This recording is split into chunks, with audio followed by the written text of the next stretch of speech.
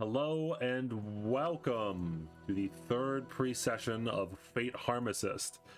I feel the call every single time I say it to say Fate/Harmacist. I wonder how many times I'm gonna mess up.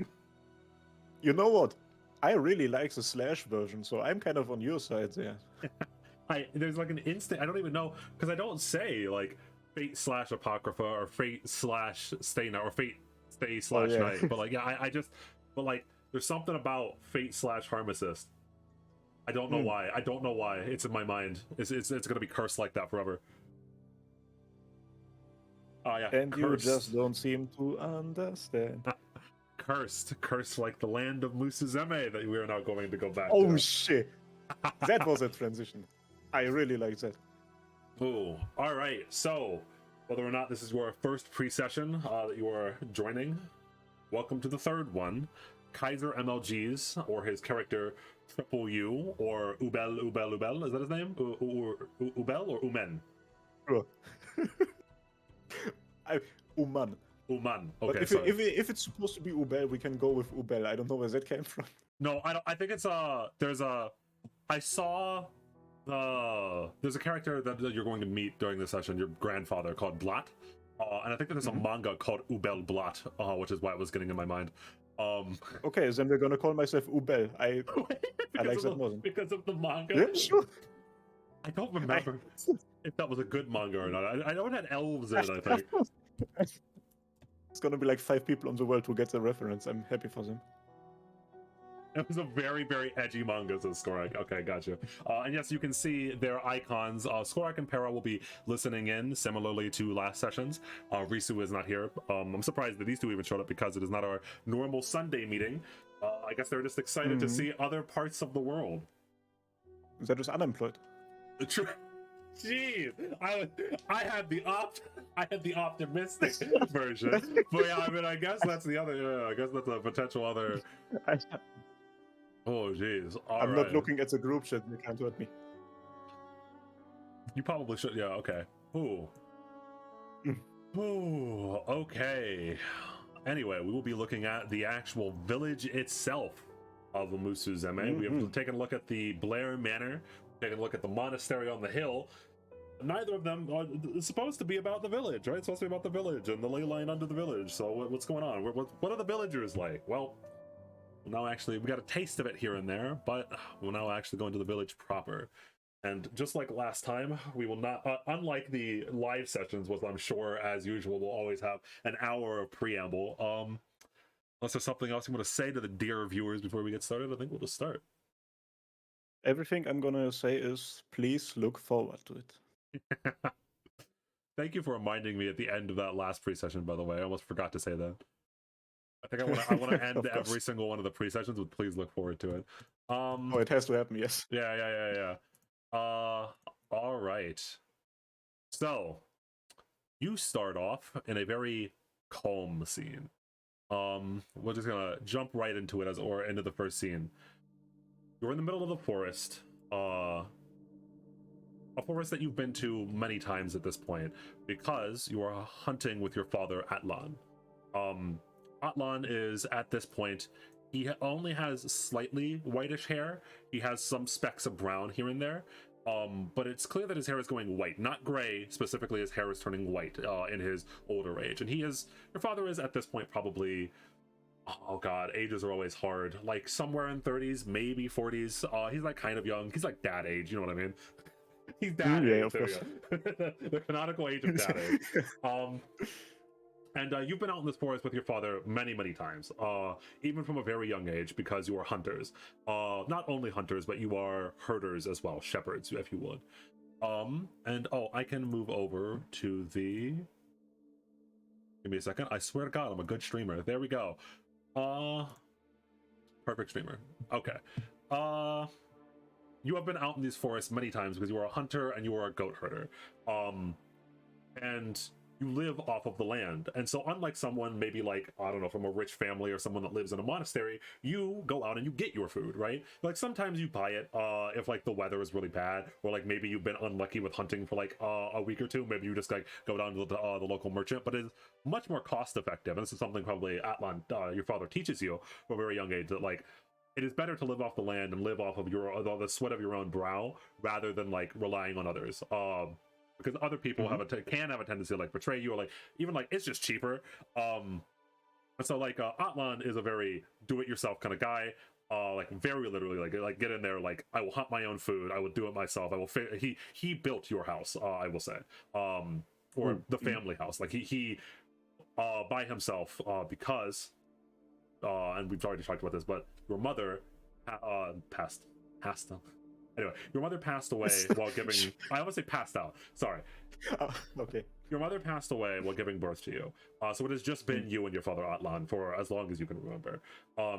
You've seen pictures of your mother, but you don't like remember her face from childhood, as it were.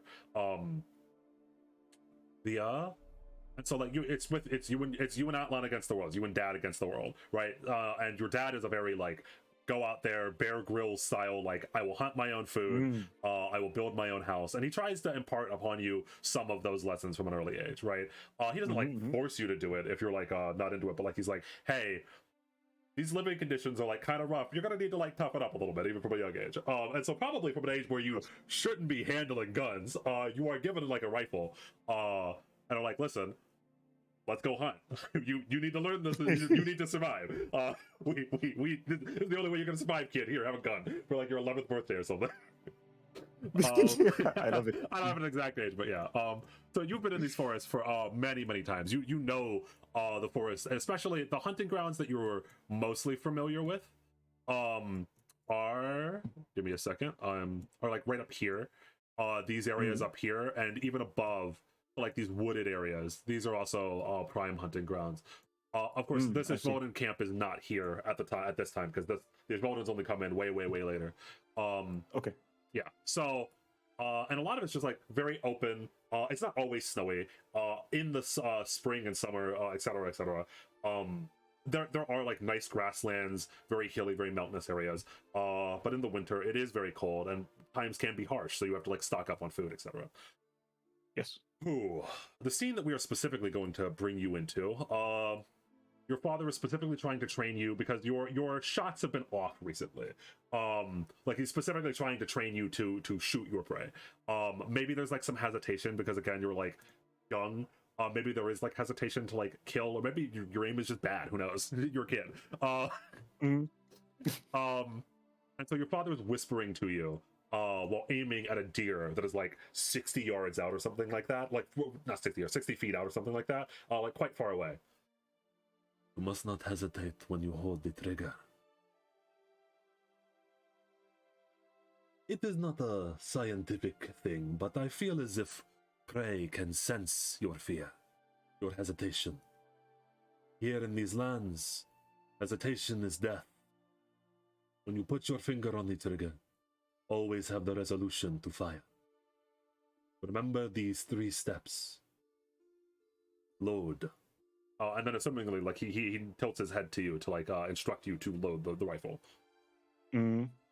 Like he definitely sees like a decent amount of distress on Triple U's face. Like he is gonna follow all of the orders that his father gives him, and he's gonna be like, yes, pa, yes, pa. But he is not really happy about the fact that he has to shoot at a deer. Aim. Okay. He like takes a deep breath and he looks down at you. You said there is like a decent amount of hesitation and like distress, you said, on your face. He sighs a little bit and then he lowers the rifle, the tip of the rifle of your gun. You are not ready. That is okay. And then he raises his own rifle. You may follow my example for now, but you must learn how to do this yourself. Load. And he loads the gun extremely efficiently and quickly. Aim. He breathes in, and he narrows in on his one good eye. Notably, he has an eye patch. I don't think I'd mentioned that, but he has an eye patch over his left eye. And as he says the third line now, the gunshot cracks out, echoing throughout the snow. You hear like birds off in the distance fly off. Other animals maybe off in the distance, like trees rustling, as the bullet finds its mark. And lands directly, not in the head of the deer, unfortunately, lands in the body, and it whines in pain and starts to run off as best as it can. As the shot was fired, Triple U actually like, huh, made like a sound like that and like twitched together. Damn. If only I had my good eye. Unfortunately, it does not earn a peaceful death this day. Come, Ubel. We must catch it before it runs away to prey. To other predators. Yes, Pa. And so you're tracking it through, etc. And as he's also teaching you good survival techniques, as like how to follow tracks in the ground, etc. How to see. Not even just like the tracks themselves, but like the small bits of information that an animal has been here, as you're following this poor deer that's slowly trying to limp away. All right, here. I believe in you, my son. Lord. As you see it off like 60 feet away again, it's slowly limping away. You see it in pain. Ubel's like, he still hesitates a bit, but then he's like, I kind of have to do it if my dad counts on me like that. He loads. Aim. He aims, his hands visibly still shaking a bit. Fire. He closes his eyes and then he fires. It lands. The gunshot cracks out into the wilderness once more, and it lands square into the head of the deer as it falls down dead.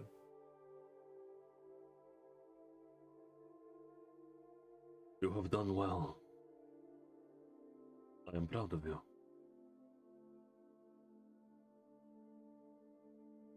Thanks, Pa. His voice like still shaking quite significantly. And Atlan slowly moves up to walk up to the deer. And he took he doesn't take joy in it, obviously, like that or anything like that. Like, it is just hunting to him. He is hunting to survive out here in the middle of nowhere. And then he teaches you, again, kind of brutal for a younger person, but he teaches you how to butcher and how to like separate the skin from the venison, etc. Yes. Remember, we are hunters. We are not killing for sport. We kill to survive. That is why it is necessary, even if it is painful sometimes.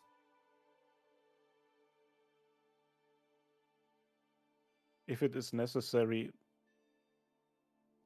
why does it feel so bad? Like, I know that if we don't do this, it's not gonna be enough to eat for us, but Pa, will it ever stop to hurt like that?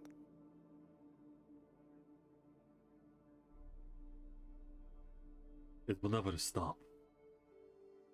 But you will grow numb. A little bit. Humans are very adaptable creatures. Do anything enough, and you start to become blind to the effects that once haunted you.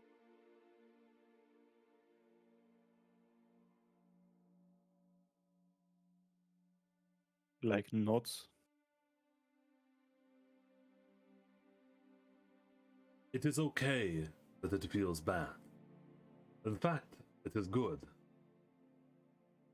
If it ever starts to feel delightful to pull the trigger on a live being, that is when you know you have strayed down the wrong path. At that point, you are no longer a hunter trying to survive. That is when you become a murderer.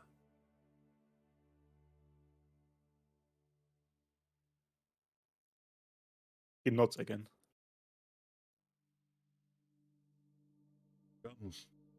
At this point, he's probably carved up the deer as best as he can, et cetera, et cetera. He like holds it over his shoulder and then hands you some of it. But it's been like wrapped up inside of like I don't know, like a, I don't know what I'm not a hunter. I don't you know what I mean.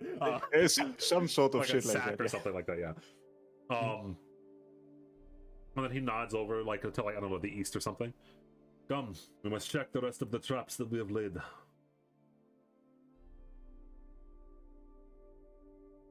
And then assumingly if you follow the not only do you like actually go out and hunt sometimes like deer or et cetera on some of the other wild animals that are here, there are like traps that you set up for like rabbits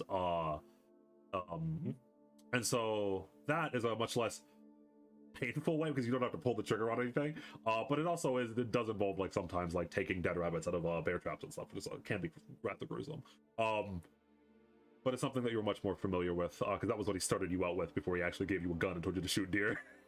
Yeah. And so like you're trudging along, and you probably like remember, as I said, you like know these forests by now because you're very familiar with them. And so like you also know like every single individual place that you usually place traps because Atlan has informed you like exactly which trees or which areas, how to tell where to place traps, so that like that you'll catch animals to begin with, where to not place traps because you don't want to catch certain animals, right? Like you don't want to go where the bears are or where the wolves are because that's just a whole other, you don't want to get into that kind of trouble, right? Stick to rabbits, stick to foxes, etc., etc. And he's probably like teaching you, he's probably like reminding you, not teaching you at this point, he's probably reminding you about like all of the teachings that he's told you as you're trudging along. And then he points over towards the north a little bit. I will check one of these up here. Go over there. I believe that you know how to do what you must. After he hears that, he is kind of like for a second like taken aback, but then he's like, "Whoa, like, Dad trusts me that much?" Yeah, go check And the that's trap. actually I'm actually proud of that.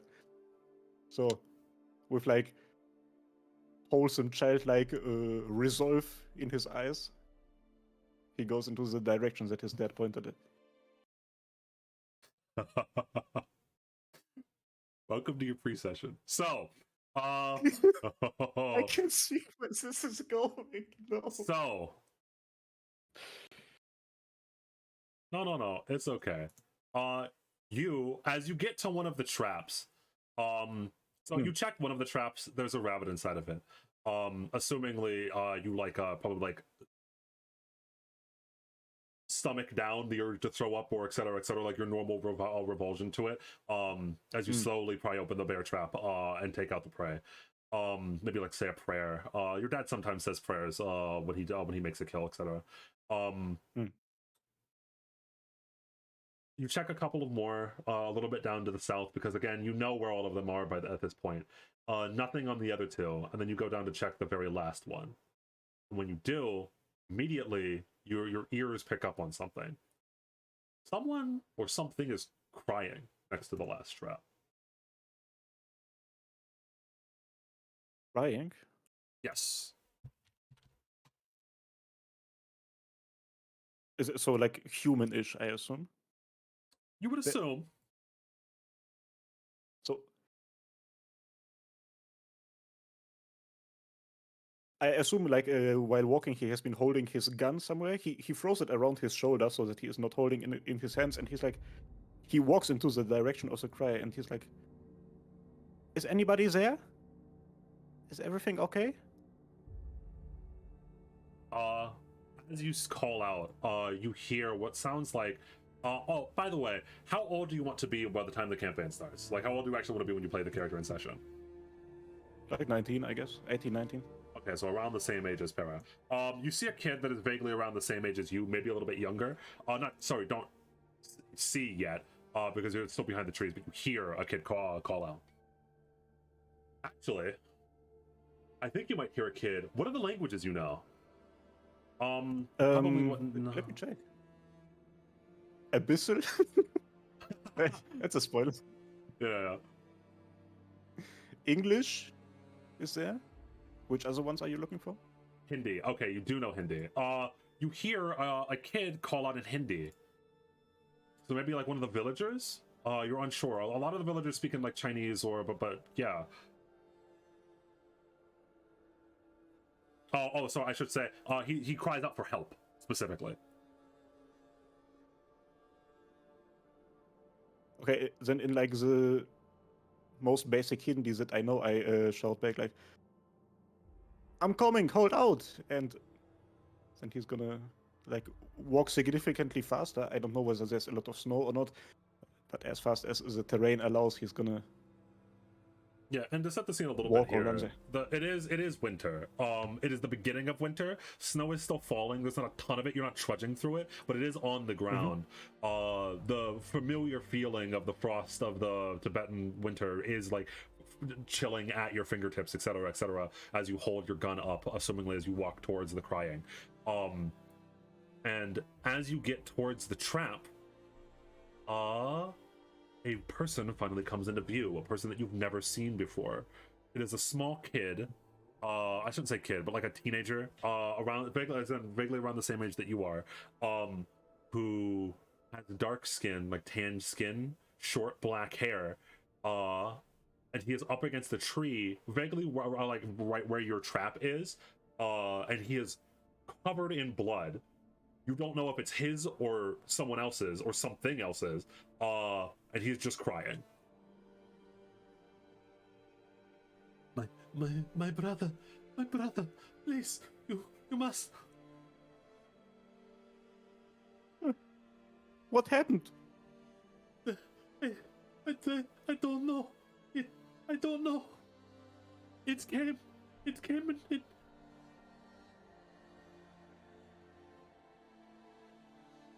So Ubel starts to shake and he's like, "Pa?" Your father And he went up realizes, north. Yeah. oh yeah, he is long gone. Okay. It's gonna be like, so is the kid in the trap? No, Like, has he's the just cat like next to it. No. He was just vaguely next to it? next to Okay, where good. your I thought trap that had the been trap laid. had also on top of that caught. No. Yes, my Okay. bad. Yeah, it might have. You might have That thought would that be for nice. essentially. Oh God, you would have thought that essentially for a moment. Yeah. But no, it does not seem like that. You're like you checked the trap. It has not been snared yet. Okay, so I'm gonna walk up to the other kid and I'm gonna. So Dad has taught me a little bit about the forest and what kind of creatures live here. Mm-hmm. I'm gonna check on what exactly happened to the kid. Like, what kind does he have? Like some sort of wounds? Probably, right? Like, So yeah, what kind of creature in these parts could have caused that kind of stuff to him? Roll me a nature or survival, whichever is highest for you. Well, ladies and gentlemen, that's the first roll of this character. I mean, you know, so you're probably still shaken at this point, right? Still freaking out Fully, a little yeah. bit. Like you're not even used to shooting deer. I know you're walking up to an injured kid that is around your age, that, like reminds you of you a little of bit, course. who is also shaking and crying out for his brother. And you look at the wounds. He does have like some light scratches. You are able to tell that the amount of blood that is on him does not match the wounds that are on him. Clearly, that's not all his blood, and he was crying out for his brother. Oh no. Yeah. Besides that, though, you can't tell. Like maybe it's your nerves of the situation, but you don't know exactly what caused this. The air is cold, and it appears like he's shivering. He only has. It doesn't also very notably, I should say. It doesn't look like the clothes that he has on are from the village or like from something that the villagers would wear, because the villagers would know not to go out in the middle of the fucking Tibetan winter with clothes this light. It looks like he's a foreigner that just came to town. Or at least that's the vibe you get. Either that or he's a villager. You don't know this villager either. You've never seen him. You've never seen this kid.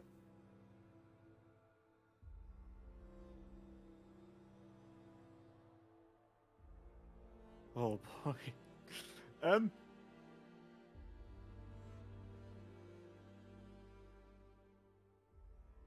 I'm actually gonna talk to him continuously. Does he is he approachable? Can he talk, or is he in his brother state? I mean, as you get closer, he like flinches a little bit. But then he hyperventilates, he breathes very heavily, deep in and out. And finally, he calms down a little bit, enough to like look up at you. I do not. We came here seeking a place to hide from the monsters, and there are more monsters here. Monsters?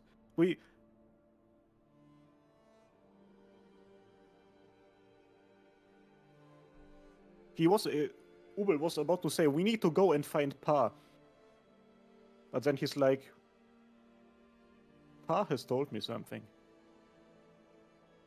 When the time arises, you need to be able to pull the trigger. And he thinks that he is ready to pull the trigger, and he's gonna be like, Monster, tell me where. And while his voice is shaking and he doesn't even fully believe what he is saying, he says, we are gonna find the monster, and we are gonna find your brother. So the nameless kid, he shakes, but he like rocks back and forth a little bit as you say, "Tell me where the monster is that scratched you." Like he's like clearly terrified for a bit, a little bit more than you are. You see him grip into himself, like his fists are. He balls up his fists really, really tight to the point where you even see little droplets of blood squeeze down. Before finally he nods to himself slowly and then stands up, still shivering in the cold. Yes, we will find him. We will save him.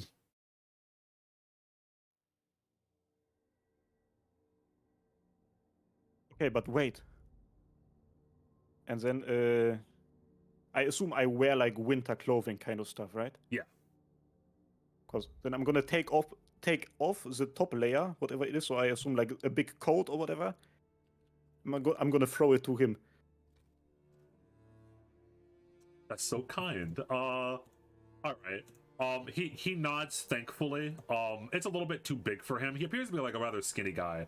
But he like puts it on. Thank you. My name is Akar Defna. Akar, why were you in the forest, dressed like this? There is no time. We must find my brother. Yeah, Ubel remembers that he said that he is gonna find the brother, and he's yes, exactly. All right, so Akar, and he already kind of starts to regret the fact that he said that. he's like, already It's start to regret. Yeah. Being the hero felt good for a couple of seconds, but now it's like, ooh. Now I'm responsible for this kid. And I need to go find his brother. So you, assumingly both of you, as two kids walking around an eerily silent forest as you slowly trudge through the snow. And I mean, eerily silent. You've been through these forests a lot. There was no sounds of birds chirping. There was no sounds of animals slowly walking through the forest, or like the little sounds of like leaves or anything. It is oddly still and oddly quiet. A silence has fallen over this forest that you used to call home, or still call home. A car, slowly shivering, leads the way north. You finally get to a clearing. You see a boy that looks a little bit older laying down on the ground with stark white hair covered in blood. Amir! A car shouts out, and he goes to just run into the clearing over to his brother.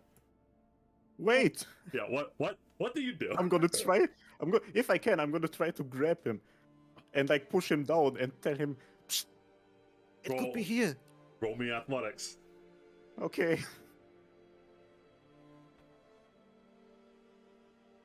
Ooh, ooh, all right.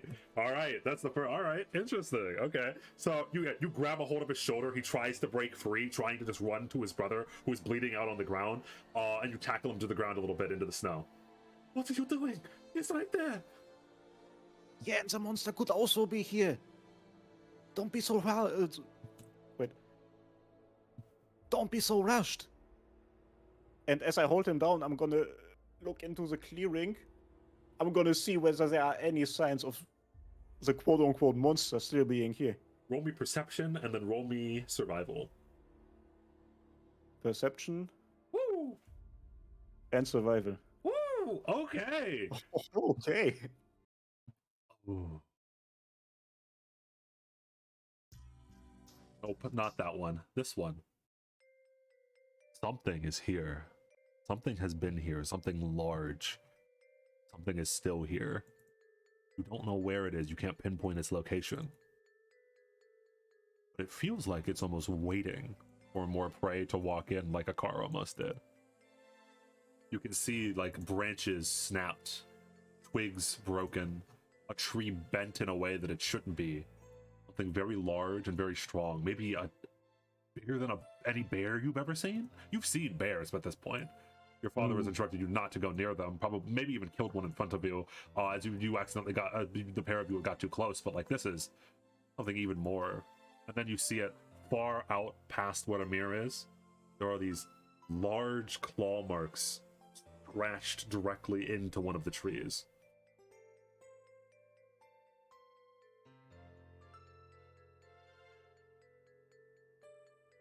What do you do?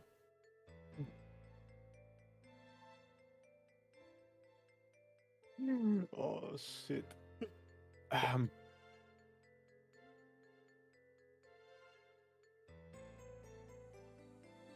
Oh no, I can't be. I'm a kid, bro. I need to make quick decisions. I am gonna try. So I am gonna face Akka first, and I'm gonna say, Akka, have you? In what direction would be Muzuzeme from here? South. The village from here. South. Southeast. Okay. Akka, what did you want? we are gonna get your brother. We are gonna get your brother. If something goes wrong, you are gonna run to the southeast to a village. And you're gonna get help from there. You want me to leave you with that thing? Don't worry. I've been ready for this day. And I pull out my fucking rifle. Yeah, a car, like you see, he looks over towards his brother, and this is, in case you've seen Pre-Session 2, very different from the Akar who wants to be a warrior, who is like, I'm going to fight everything. Akar, like, he looks over to his brother, he's just scared. He's just a scared kid right now. He shivers in the cold a little bit that he's unused to at this point. And then he just slowly nods with fear in his eyes. All right, okay. And he slowly stands to his feet, and you see there's this heartbreaking, heart-wrenching expression that he gives as he turns his back on his brother, leaving him there to bleed out in the snow as he runs down to the south. And as that happens, Ubel, holding his family AK, without his coat, trying to keep any form of dignity on his face and not. He is holding back the tears at this point. He slowly starts to take the first step into the opening. Dead silence. You take 1 step, 2 steps, 3 steps. Nothing happens. A snap, a twig. It was just a bird. You have never felt the forest so quiet before, so dead still, as if all life has left. And then finally, Run away. Amir is still alive. His half lifeless eyes look up towards you. Run away.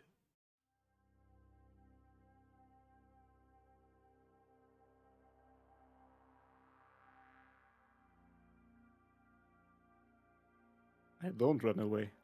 It I continue. see you.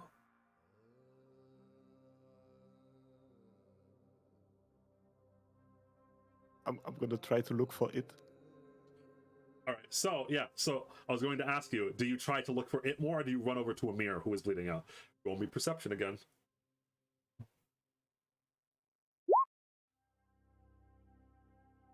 You think you see something for a moment.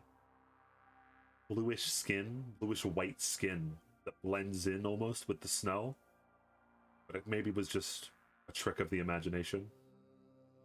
Off in the distance, circling the forest clearing, as if waiting for something. What do you do?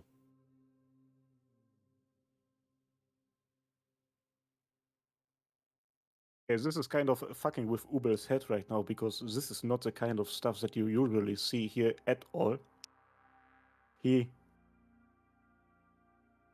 He did not think that it was gonna be an actual weird thing and not just a big grizzly bear. Yeah. There is a distinct difference in the way that this thing is going about. So there was even probably a time when you and your father Atlan were quote unquote hunted by wolves. There's a bestial understanding between you and the wolves, right? Where they act as animals would. The way that this thing is acting is intelligent. It's different than just a beast.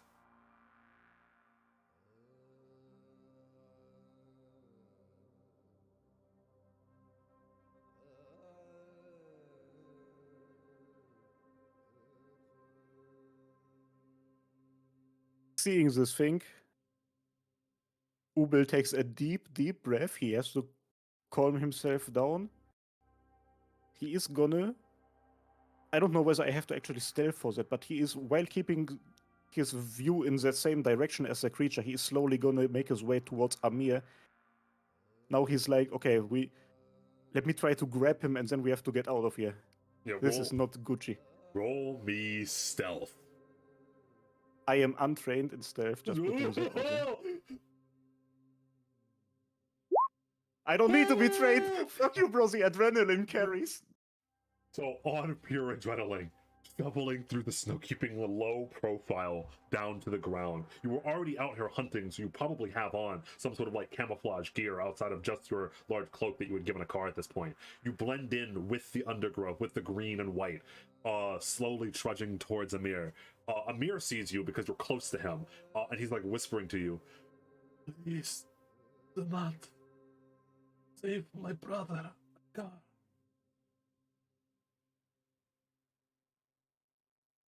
And you reach him. You're going to try to... out. You are bleeding out. You don't make any sense. Be quiet. I've already found your brother. So you can, you see immediately when you say, you've already found your brother, there's like a relief that washes over his expression.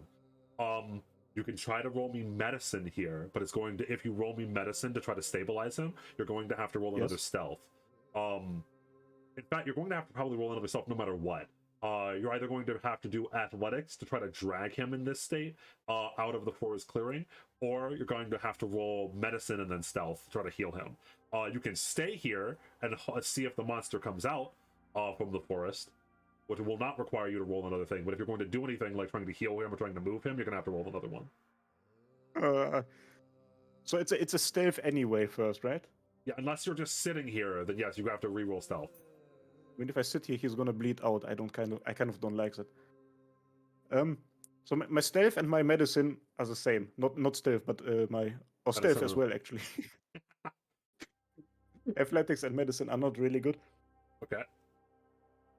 I'm gonna stealth and try to drag him. Like, I'm still in the mind of we have to get him out. There's no need to play the hero here. All right. So, roll me an athletics followed by a stealth. All right. Okay. You are you Well, slowly do, even though he is older than you, the Amir is older than you, so he's larger than you. You are pretty built because again, you've been like helping your dad like fix your house and go out hunting for since you were young.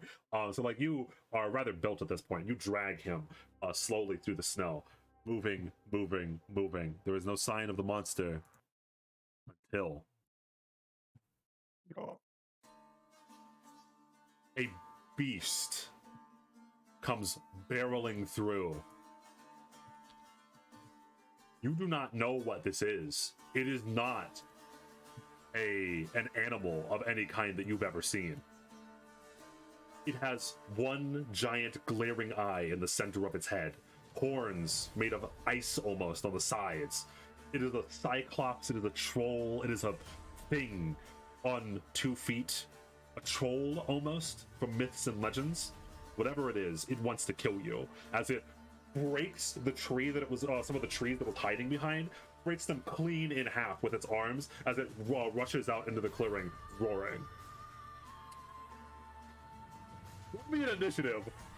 20 minutes into your session.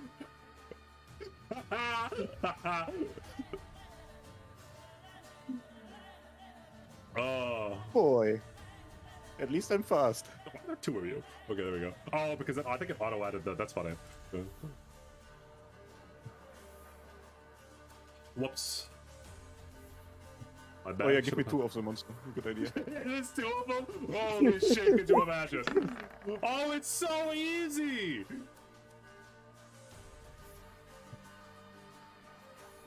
Oh god, it's so easy. Okay, you go first. What do you do? This thing is like it is about 50 feet away from you at the edge of the clearing. You are holding Amir in your hands, dragging him off. You can try to just drag Amir. You can leave Amir and run, or you can stand your ground. Maybe try to divert his attention away from Amir by like shooting him and then running. Who knows? I'm a kid. The first thing that happens is that I shout and drop Amir. Fair. So he's on the floor, he can chill there. And then, with his shaking hands, he holds his rifle in his hands. This thing seems, it still has humanoid features somehow, right? More or less. It's like a big giant troll if you've ever seen one. Oh, Exactly. It's humanoid, it's bipedal, yeah.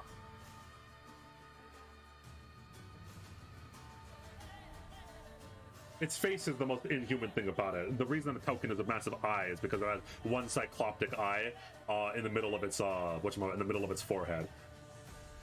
Yes.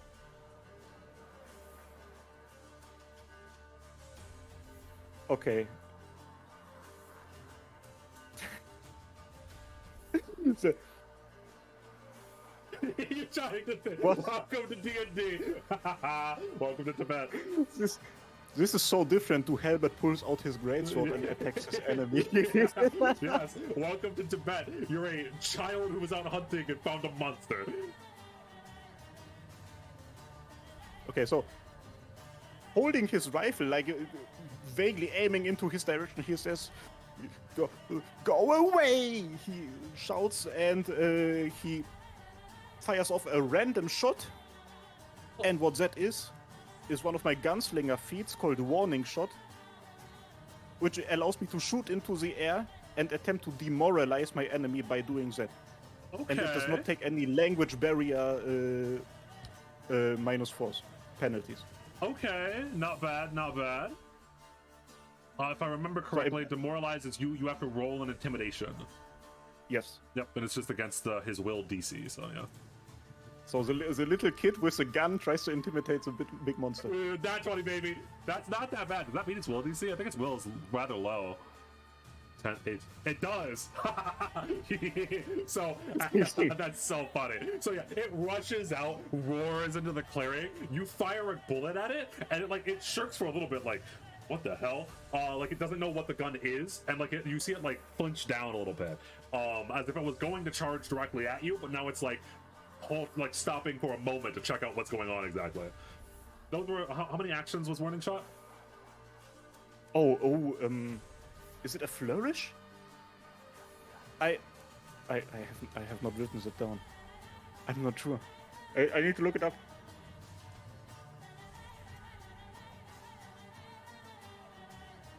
One action. You have 2 actions left.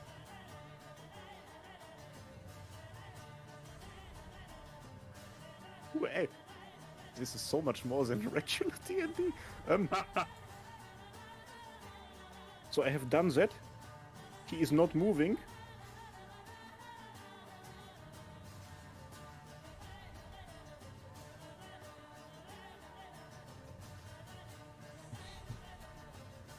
Listen, we're gonna do this. I don't want to just shoot, that would be boring. So, Ubel calms himself down after the creature stops charging at him. He steadies his gun, and he starts to aim right at his big head.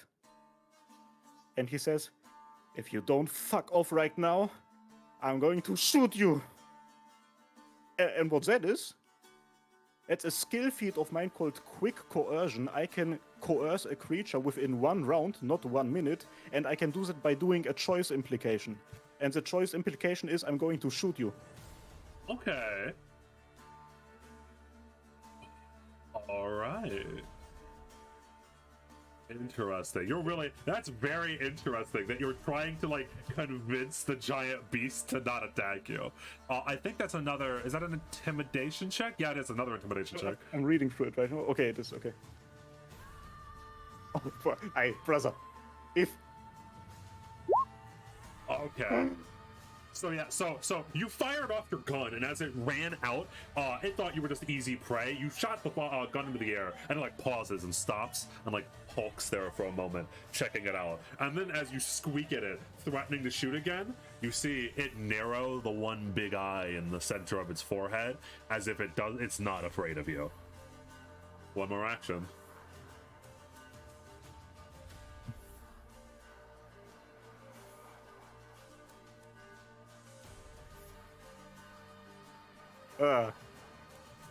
If grabbing Amir would be an action, right? How Yeah, can I move? Yeah, I would be crazy slow. Probably. You'd be half speed. What's your normal speed? 25. So it would be 10. You'd only be able to move 10 feet back, and you'd have to roll athletics. And I have to be good at athletics. Listen. No, I threatened that I was gonna shoot the thing, and I'm already aiming at it. Remember what Dad said. Load, aim, fire. You fire it, and you see it. You're aiming right, assumingly for the head of this thing, and it. Your nerves. The gun is swaying too much. You fire, and it barely whizzes right past the space between its horn and its actual head. However, it does flinch a little bit, as if it is afraid of the gun, but you do not hit it. Wary of you, this hulking creature slowly moves around the clearing like a wolf stalking its prey. And it attempts to do the same thing to you as you did to it, as it tries to demoralize you. Roll me a will save. I will do that. Oh! Get fucked, idiot! I was ready for this thing. So it's hulking, and it's massive, by the way. It's like twice, 4 times your size, something like that. And it's like footsteps shake the ground a little bit as it's walking around you in this clearing. And you see it snarls at you, trying to intimidate you. Its eye specifically is not focused on you, but the gun in your hands. And as it snarls at you, trying to intimidate you, you stand firm, knowing that it's doing the same thing to you as you were to it. And then it charges at you. Charge, so hold on, give me a second. I should have added this. My bad. What, does that hit? 28. Yes, absolutely. All right. No, it doesn't. I'm sorry?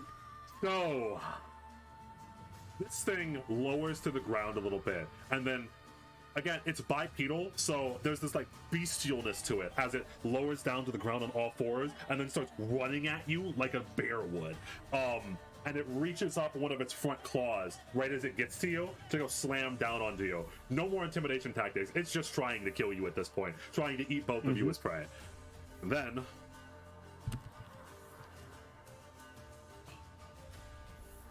something is thrown that intercepts its claw. You don't even see exactly what it is. Well, actually, roll me perception. Just as a quick snap, roll me a perception. Of course. You see, for a brief moment, whirling over your head from the other side of the clearing, as a grenade. And you're like, where did that come from? And then, boom, a shot cracks out. As right as the grenade is in front of this thing's eye, the bullet hits the grenade and explodes in his face, stopping his charge entirely and engulfing this thing in flame. Ubel! Cover the injured one. Yes. So, your father comes out from the clearing, and almost in a dance around you two. They both slowly, the beast, the creature, and your father are slowly like on opposite sides of you and Amir, who is slowly bleeding out still, as you're slowly, again, like wolves, looking at each other down, staring at each other. The beast that you still do not know the name of, its fur and its skin now singed a little bit as it just took a grenade to the face. Its eye singed and still fiery and on fire as it's staring between you and your father. Remember, Ubel, we are not warriors, we are hunters. There is no need to fight it head on. Use strategy, use tactics, use your environment. That thing is a Rakshasa. I have faith that feeds off of fear and emotion. And Atlan looks down in a mirror and then looks back up towards the Rakshasa. Roll me a nature. Yes.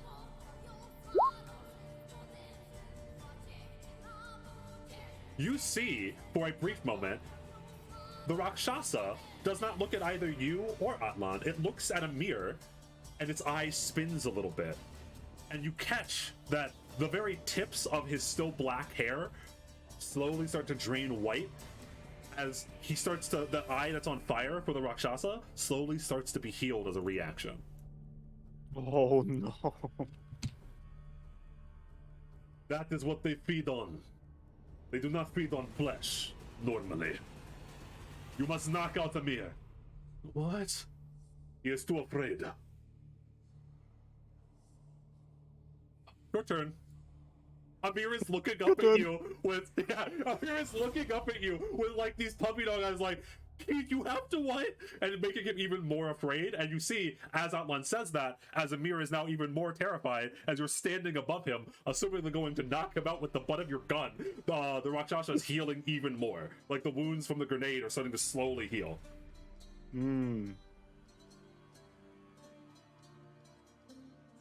Seeing that it's now healing even faster,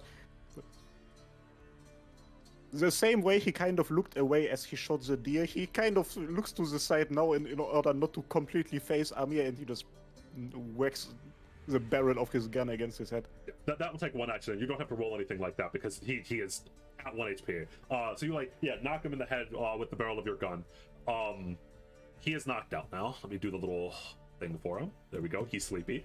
And you see almost immediately as you hit him with the butt of your gun and he falls unconscious, a little bruise on his the side of his head. The Rakshasa starts healing and it snarls at you two again. Good. You have two options. You focus on either healing Amir or you focus on the beast. Can you focus on the beast? Are you afraid, Ubel?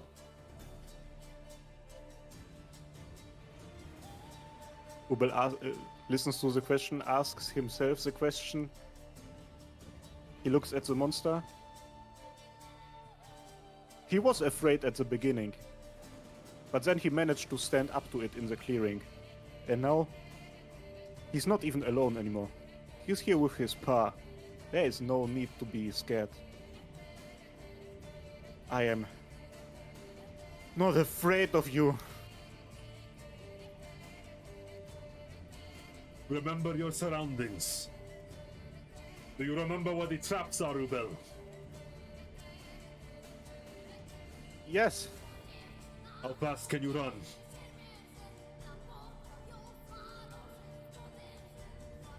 Fast enough.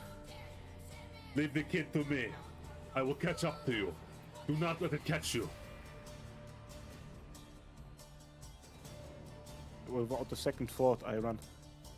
Yeah, so you assuming look at this Rakshasa for a brief moment, and you run.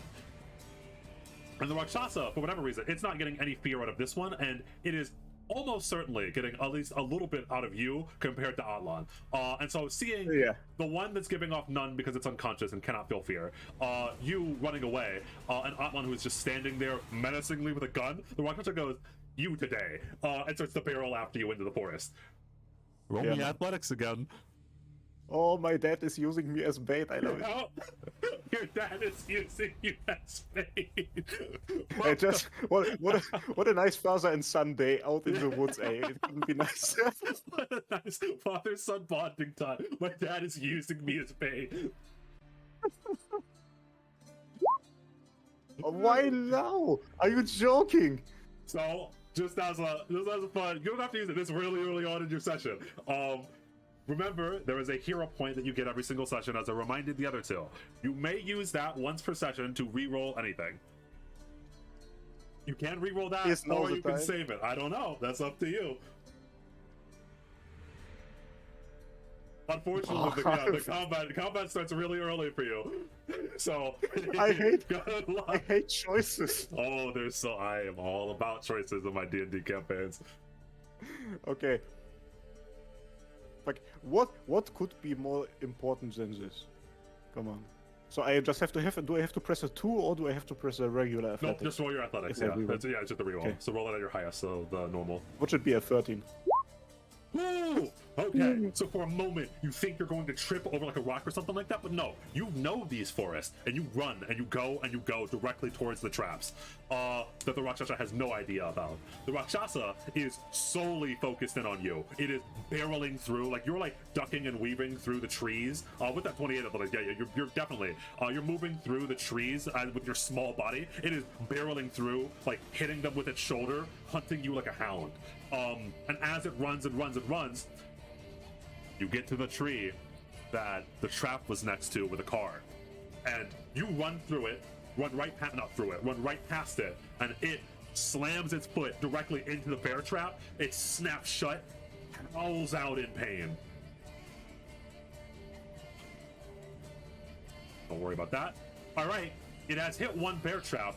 What do? You are now alone again with this thing in the forest. You can turn around and try to fire at it, or you can continue to run.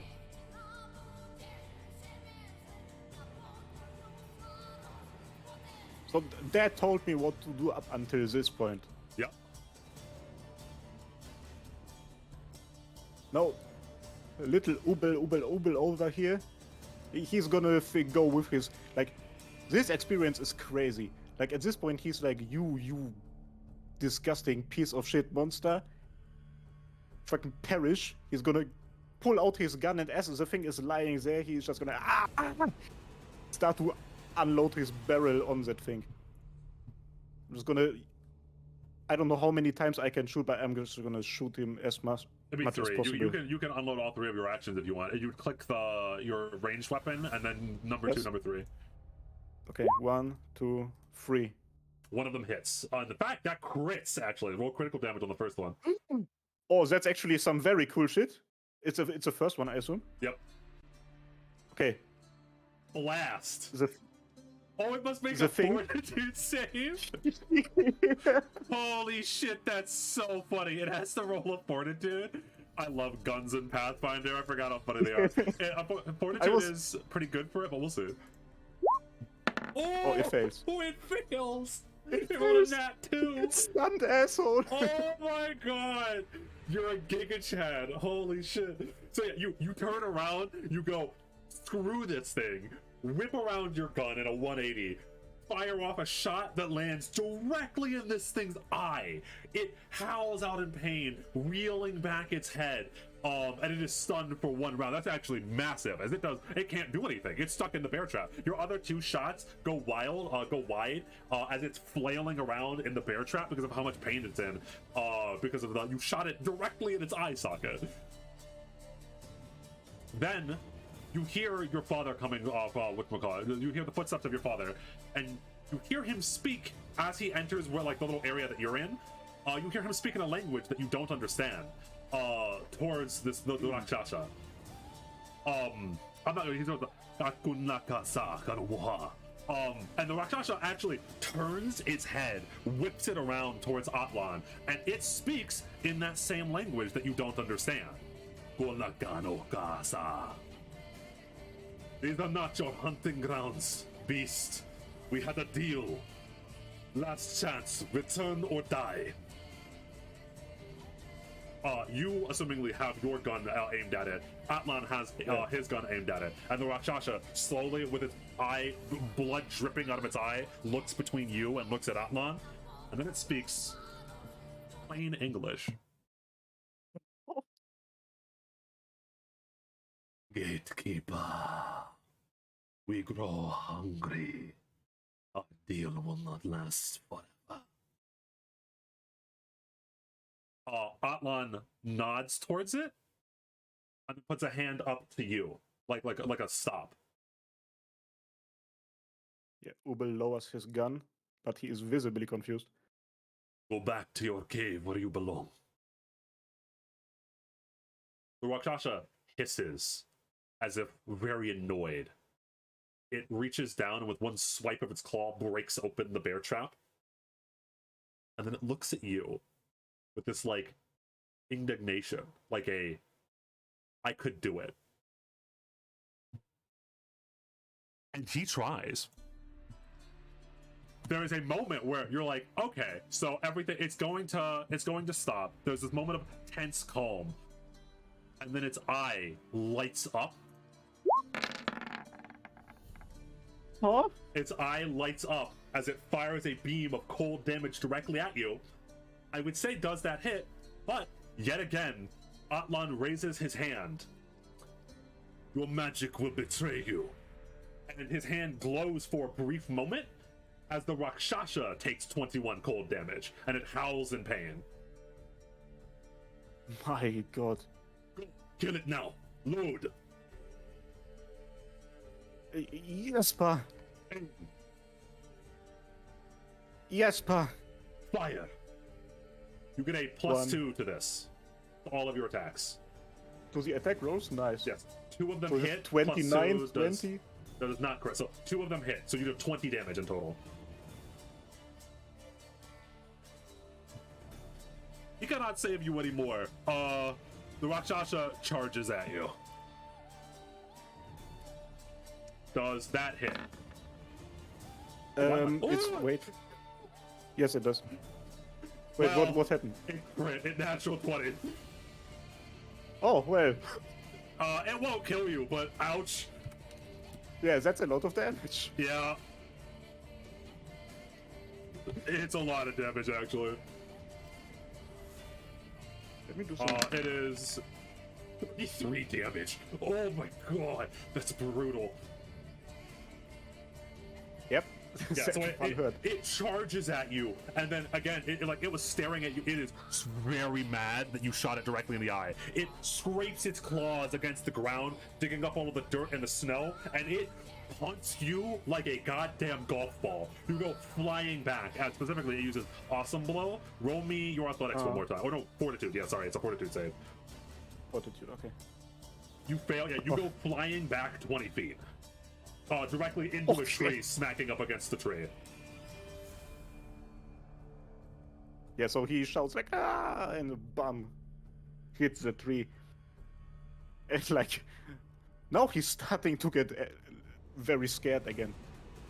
Yeah. After he thought everything was okay previously. No, you'd win. Nah, you'd win. Atlan fires multiple shots into the Rakshasa, all 3 of which hit. I do not have a sheet for him because of reasons that should be obvious to you at least. Yes. He fires 3 shots, and when all 3 land into its skin, but it does not seem like the Rakshasa is going to stop. It is your turn. I will very quickly look at my sheet.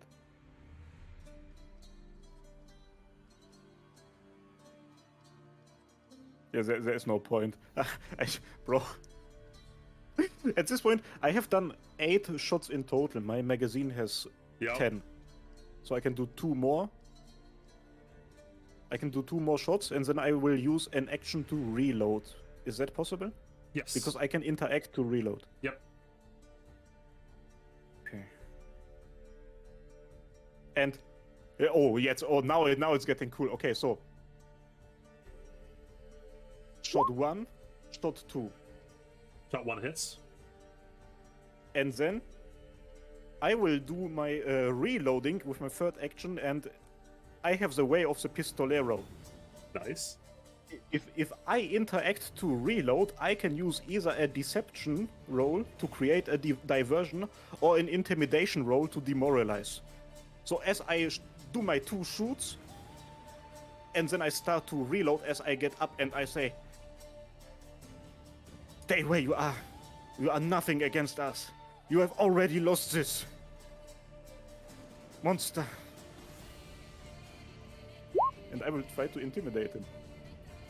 Its save is 19. It barely passes. You intimidate him. As you shot him. Yes, it has a 19 will DC. So you shoot it. You shoot in like the jaw, breaking off one of its teeth. As the bullet goes ricocheting off somewhere, blood spurting down onto the frozen ground. It roars and howls in pain, and as it goes again to charge you one more time, you say those words, and it stops as it knows that you are not to be fucked with, and that you have seemingly no more fear. As there is no more meal here for this Rakshasa, the beast that feeds on fear. And it actually, after trying to take that pot shot, after Atlan gave it that chance to turn away, it tries to run. Atlan raises that same hand that he used to use that like counterspell magic, Igni, as the 3 areas where the bullets shot into it start to glow red. Boom, boom, boom. They all explode out from its chest as it falls down dead.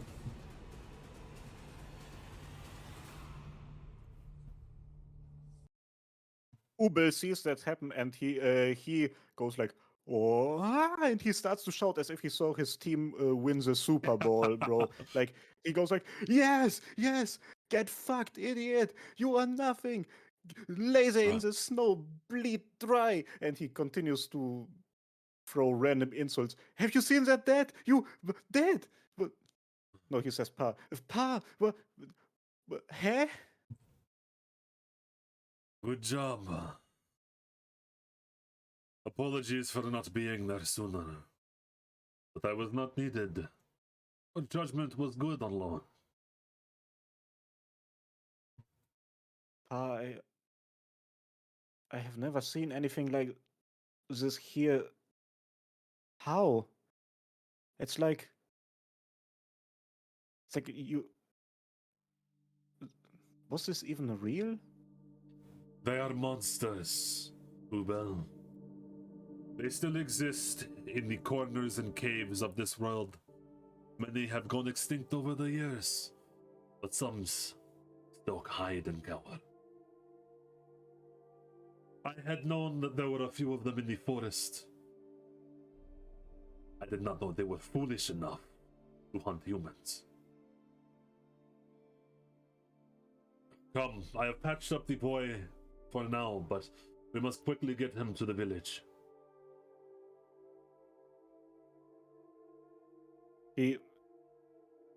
Ubel nods, but then assumingly as his father starts to walk, he continues to stand there, and he's like, "Pa, how were you able to talk with it?"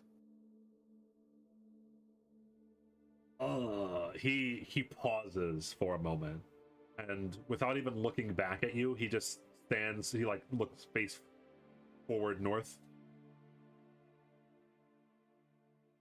When you are older, I will tell you.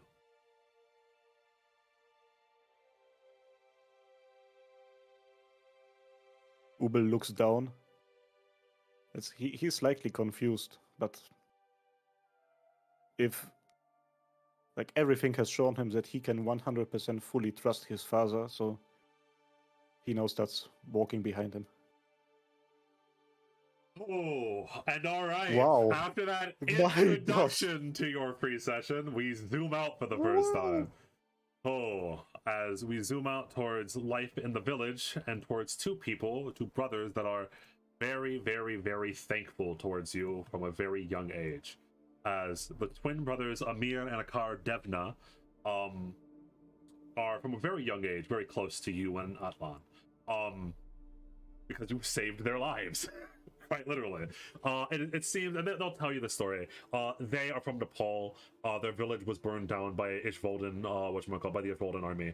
And they came to Tibet seeking refuge, right? It's only them. They have no more family left. And so they were wandering through the woods searching for like anything, any place to survive. They had heard like rumors from a village in the south that there was a place up here that was safe.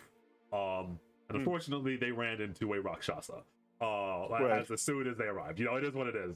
Yeah, shit happens. And even when Atlan, and specifically the one that is overseeing their recovery, the town mage / medic Lucille, who for the descriptions, I am so sorry. I'm going to give descriptions when I put them on screen, but also, if you want to know what the characters actually are supposed to look like, as it were, there is going to be a Google Doc inside of the all of the descriptions of all of these videos that will show you what the inspiration for the character was, what piece of art. And the Lucille reference art, one of my personal favorites. But yeah, so Lucille is like helping them out, very specific, the one that's like healing them. She's the place that was taken to. The Amir's white hair is actually a sign of something that happens to some people that were hunted on or preyed upon by by Rakshasa. And I would like to remind you now, your father's hair is kind of growing white, even though he's only like 30 something. Again, not gray, white. It's a small note in the back of your head. And also, your grandfather's hair is also white. There's a small thing in the back of your head. He's a grandfather. True, but with the yeah. That's quite it's big. like in the back of your mind, like Lucille's explaining, because like assumingly like Amir has woken up by now, has been healed by like it's stable. And Akar's like, well, why is my brother's hair white? Oh, honey, unfortunately, when the Rakshasa feed off of a person's emotions, they drain them. The white hair is just a side effect of that. Mana has been drained out of their soul, as it were. Some people even lose eye color or skin color if it gets bad enough. They feast on not just emotions, but the essence of a person. Some mages that have been drained by the Rakshasa never can cast magic again. And Lucille gives like a knowing look over towards Atlan. However, I thought that they were supposed to have been sealed away in a cave. That they were. I will go check. Do not worry. Lucille just nods and she goes back to tending Amir. Also, young Ubel, I heard that you were quite brave. Lucille is saying to you. Ubel kind of like blushes and looks down. It's like, maybe. Keep that up and you'll turn into a strapping young man like your father.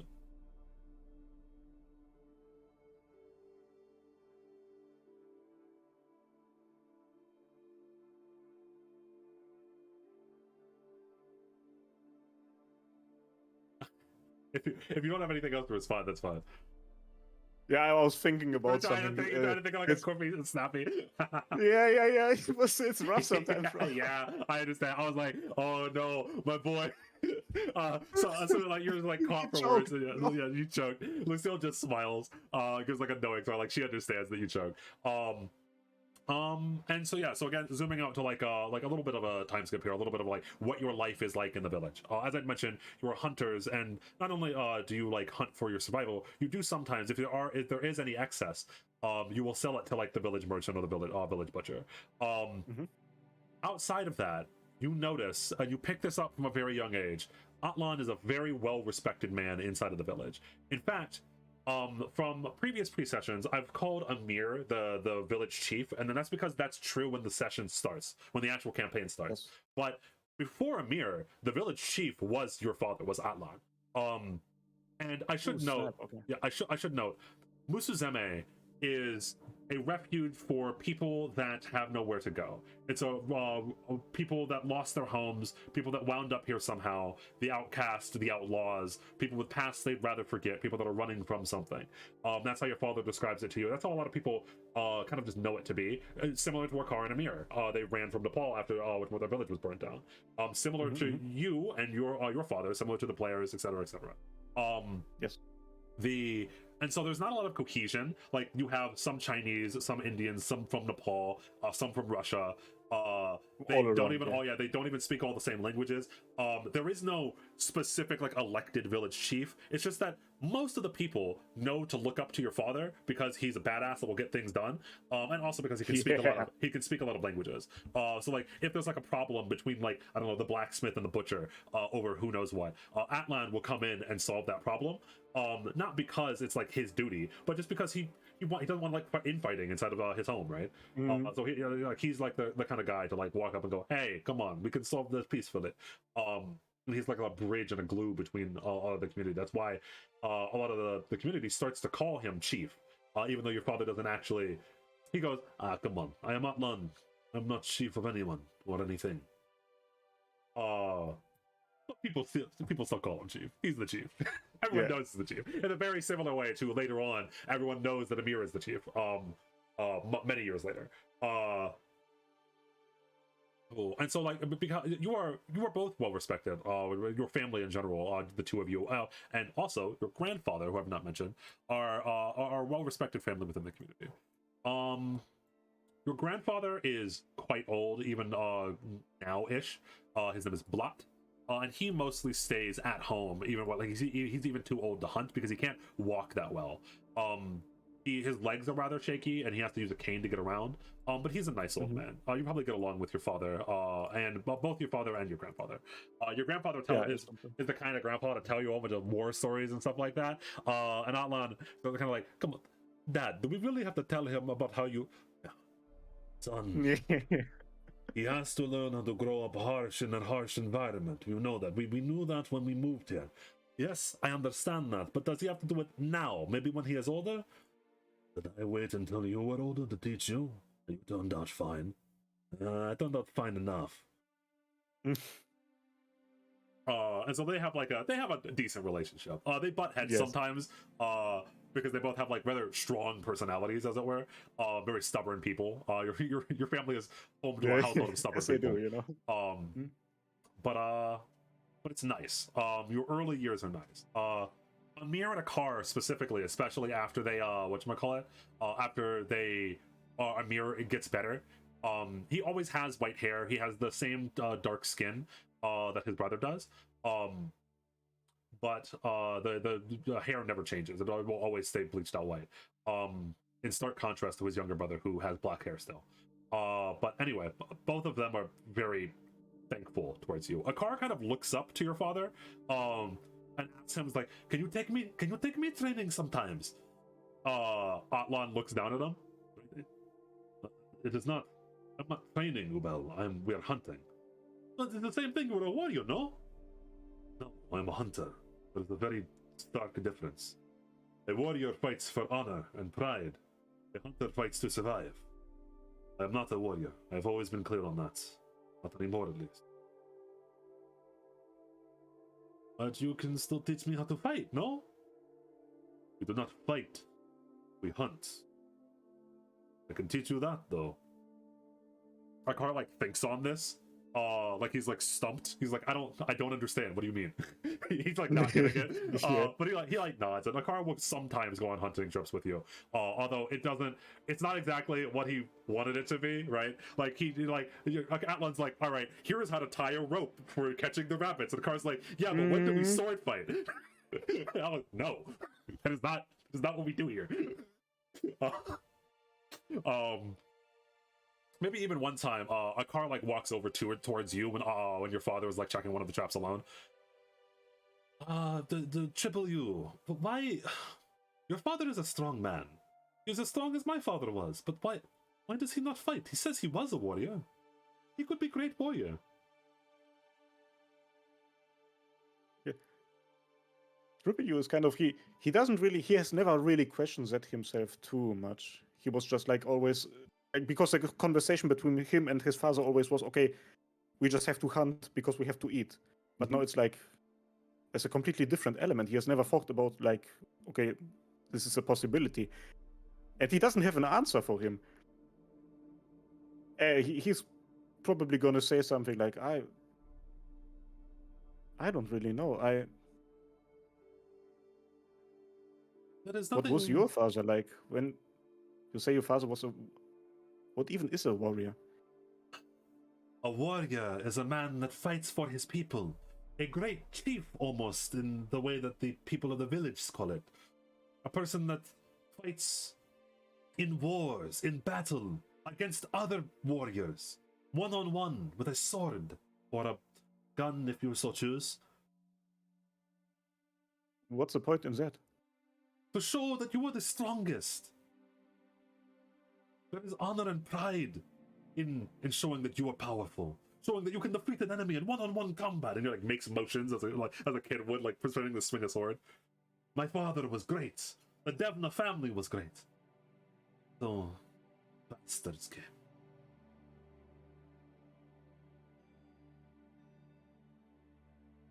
Man, I don't know. Like, it doesn't really make sense to me. Like, isn't that what fighting leads to? Like people killing each other? You don't have to kill your enemy. You just have to subdue them and show them that you are better. Then they will surely say, oh, I have seen the error of my ways, and then stop. From everything that you've ever seen or know, then you're like, that's probably not right. I don't think.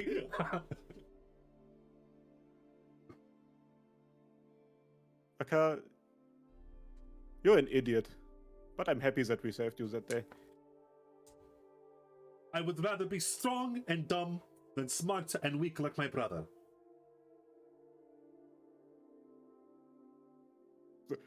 Triple U was about to reach out to like a high five, but then he's like, whoa. Don't get me wrong, I love my brother. Amir is great. He saved my life on multiple occasions. It's just, I get frustrated when he talks of peace. When he talks of settling down here in this village instead of taking back what is ours. That is all. I'm just frustrated. He's a good man. I love him. He's a good brother.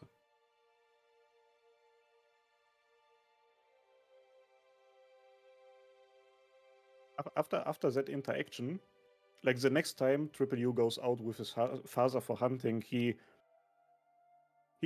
spends like the next day or so thinking about what Akka said about this whole warrior thing, and then once they are out in the wild, just waddling through the snow, at some point he's gonna be like, Dad, I thought about what Akka said. What is this whole warrior thing about? It's like, isn't that... You basically said that we are hunters and that we are not warriors. But when we fought against that Rakshasa, like, it didn't feel like we were hunters. It felt like it was a hunter and we were hunters and we were fighting against each other. Isn't that more like that whole warrior thing that Akka keeps talking about? It is more similar, but there is a key difference. It is the reason why you fight. When we fought the Rakshasa, we fought to survive. It was kill or be killed. There was no other choice. I tried to give it another option, but it tried to kill you. Remember? Yeah, I do. A warrior fights battles that are not necessary for their life. A warrior fights because they think it is fun. A warrior fights because they think they have a greater purpose in life. For pride, for honor, for things that do not matter. There is no pride or honor in taking a life. Remember that, Ubel.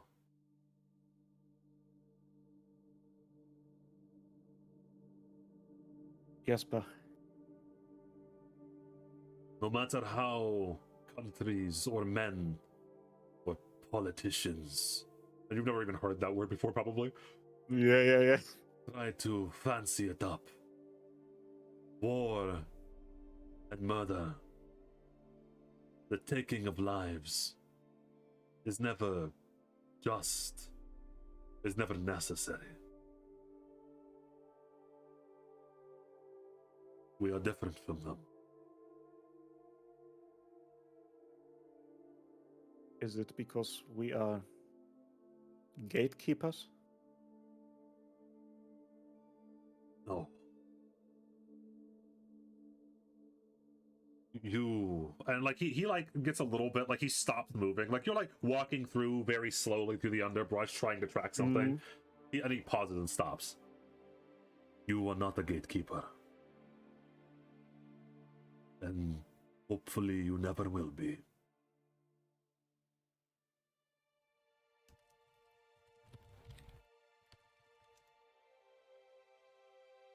Ubel looks down. Like he is everything that has happened ever since that day is like it's all so confusing. It's like, okay, apparently you're a gatekeeper, but I'm not supposed to be one. And then all of that other stuff. This is a lot. Wait.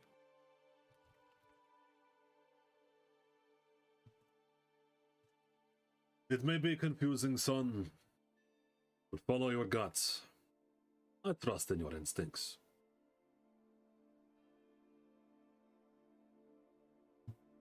He gets kind of happy about after he hears that and kind of smiles to himself, but slightly turns his head around so his dad doesn't see it too much. All right. Ooh. Yeah, so Amir and Akar are probably your friends. Amir is like a little bit older and a little bit more distant. Very calm and compared. They are like day and night, by the way. Yeah, like the Akara is like very much like we must go back, we must fight. Very rambunctious, very like loud personality. Gets into trouble a lot in the village for like causing trouble, getting into fights. Amir is always the one that's holding him back, always the one that's like, hey, chill, let's calm. And Amir also, so they both look up into your father, but in very different ways, right? Akara looks up to the fact that your father is strong. Amir looks up to the fact that your father is well liked within the village. And you do notice that like when you get back from hunting trips and stuff like that, Amir will like ask your father like, what should I do when the blacksmith whatchamacallit, and the butcher fight? Like what should I say? How do I stop these fights from happening? And he starts asking your father for that information, and Atlan is happy to give it to him. He's like, oh yeah, except another person to help me stop fights and stuff in the village. That's awesome. Based. And it's like more than happy to like just tell him, yeah, etc. You have to talk about knowing people, etc. etc. I should say let's introduce a couple of other characters now. Can you give me 1 second, please? Sure, no problem, buckaroo. You can cut it out. I really have to go to the bathroom, like 10 seconds max. All right, no problem. I will be back soon.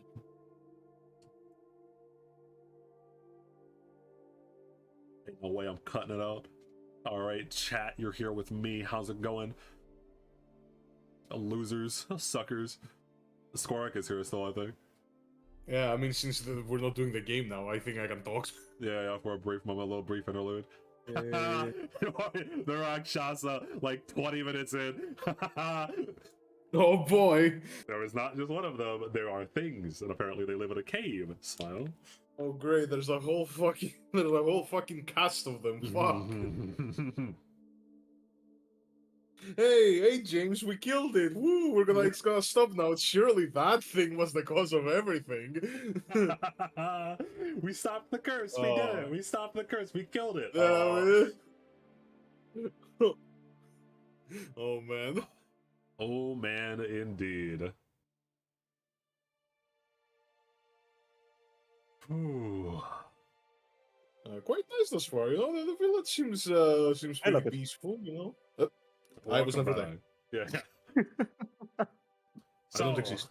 so some other people that live inside of the village that are rather notable because there are two people that are very close to your father. Very like your father has a lot of friends, like air quotation marks, as like he's kind of close with a lot of people, but like he has two like actual genuine friends. That being Olivia and Bernard. Olivia, darkish hair, very light skin, odd color of eyes, kind of thin. She is the town merchant. If you could not tell by the little token image. She is Russian, and is rather surprisingly good at handling a gun. You know, your father Atlan has told you like multiple times that if there is a better sharpshooter inside of the village, it's Olivia. But she's the town merchant, which is like, why is the? Yeah. We'll leave that. You know, just leave that to the side. Whatever. Interesting. Yeah. And Bernard, on the other hand, is an American. And I mean, an American, you know what I mean? Like, yeah. yeah, it's very stereotypical American. And he has like a golden retriever in terms of like just being dumb and stupid and enjoying stupid shit.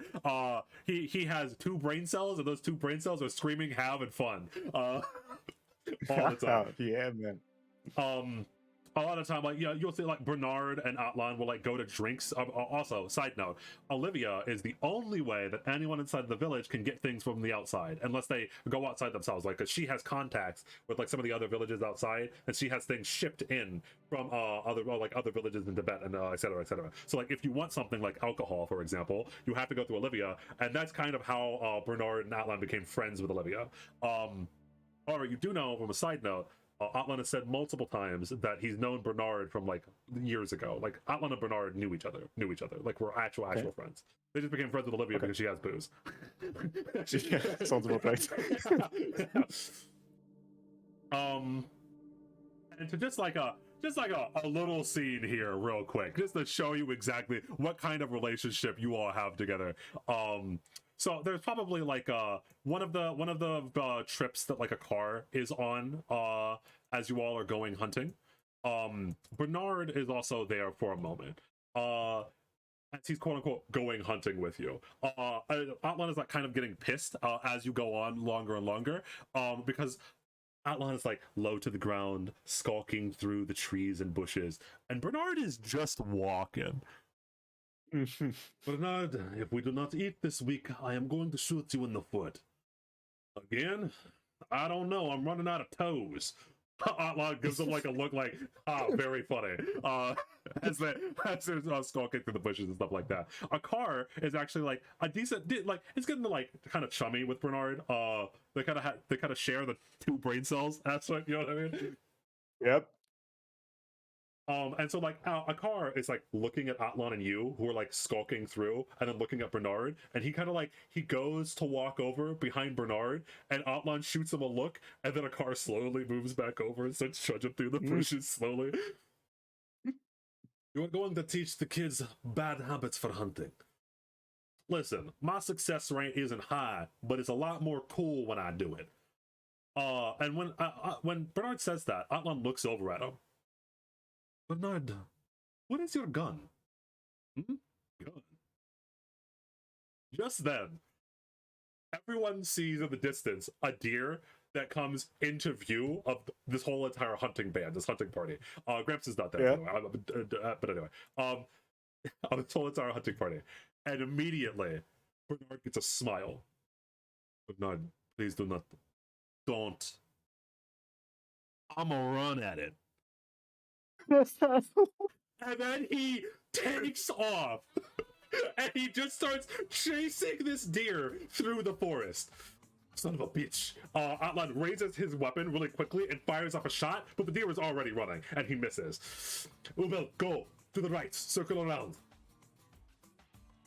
So Ubel, like, I don't know what Aka's reaction to Bernard just running after the fucking deer was, but Ubel's was probably similar, like just standing there like with an open mouth, like, huh? And then he does what his father tells him to do.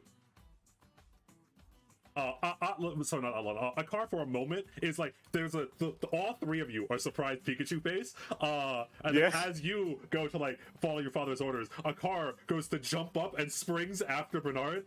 Yes, we must go kill the deer. As he goes running after Bernard, I am surrounded by idiots. Atlon says.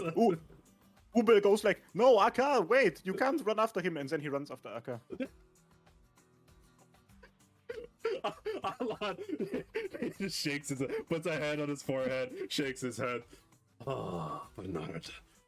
As he slowly gets up, and the chase begins. Roll me in athletics. Akar, we must listen to what our father says, what my father says. Just a quick, real quick, because he does have an athletics. I just want to know. Wow, okay. Akar, baby. How high Got did it. he roll? 18. Okay, gotcha. So you're like, please wait. We must stop. Wait for him. And he's running, and he turns back to you. Your father missed his shot. And as he says that, he turns back to speak to you, and he's running full force. He's almost catching him tomorrow. Boom! He smacks right into a fucking tree. Oh, the great death of the family loses to a 3! Not today! As he slowly tries to get up, as Bernard is taking off after the deer in the distance. What do you Get do? up, we must... Yeah, I shot him. So so a car on the ground, you finally catch up to him as he smacks right into a tree. You can try to chase after Bernard. Bernard, I can roll it. I know for a fact Bernard is faster than both of you because his athletics is insane. There is no point. I don't think there is a point. Yeah, Bernard's athletics is a little funny. I assume that, man, yeah. Yeah, give me one second. He is a very stereotypical strong man.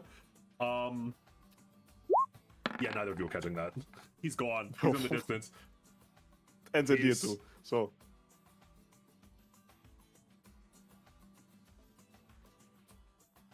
So, Ubel just gets to Akar and he's like, you're an idiot. I'm an idiot that almost caught a deer, though. You're an idiot who caught a tree. With his forehead. That is right. As he, like, blood is dripping out of his nose a little bit.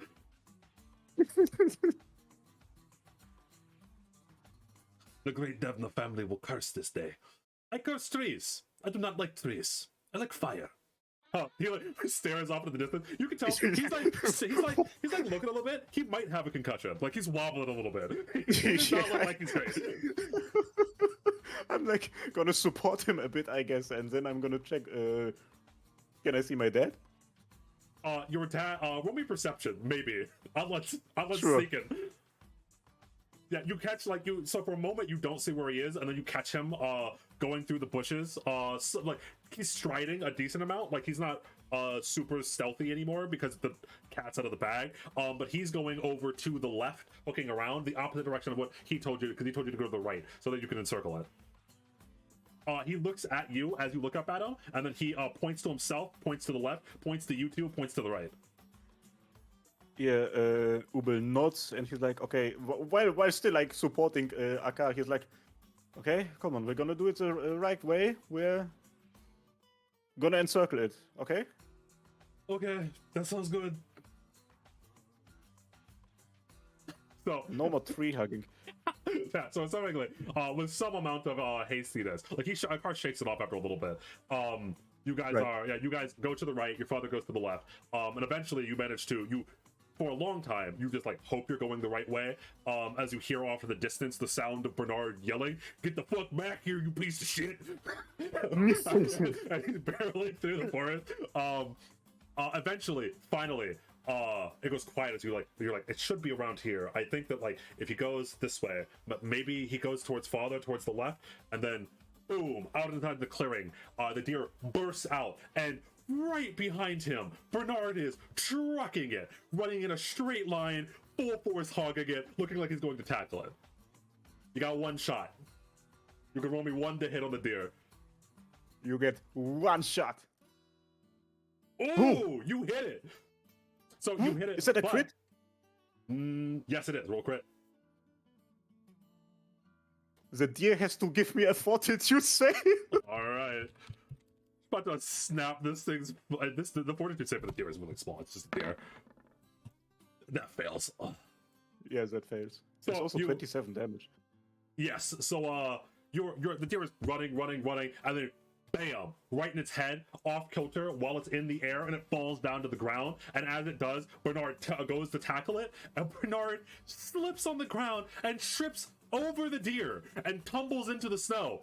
God, dude, it's the Russians' fault, I swear. As he slowly my stands up. God. I wasn't watching where I was going. Do it again. As the deer is now getting back up, and it's going to run away again. It is still up barely. Mr. Bernard, get up. You have to get it again. It's gonna get away. It's hurt now. Got it, kid. I got it.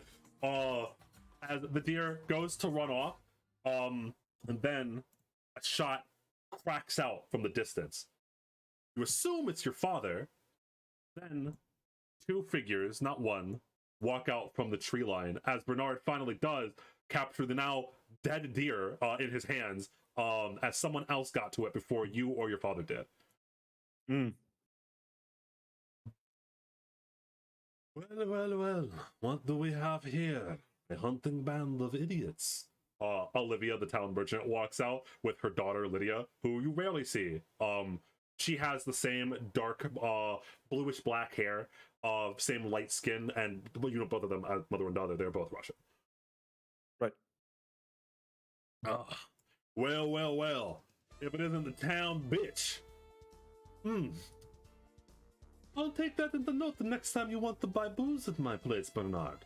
I mean the town beauty. Sorry, I get my B words mixed up. Finally, from the cover of the trees in the distance, Atlan walks out. Oh, it went right, didn't? Yes, it went right. At least we caught it. No, we didn't.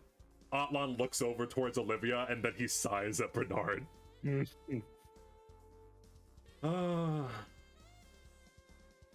All right, Bernard, watch one of your toes. As he jokingly raises his gun towards Bernard. Olivia smiles as she goes to collect quote-unquote her kill. Come on, can't we split it half and half? You know, finders keepers, your shot didn't take. Although you got close. Olivia looks over towards you with a good job, kid expression. Ubel is kind of taken aback by that. He was about to be on the side of hey, that's half of our deal, but then he's like, oh. And he just is kind of stunned by that. But unfortunately, you chose the wrong people to go hunting with.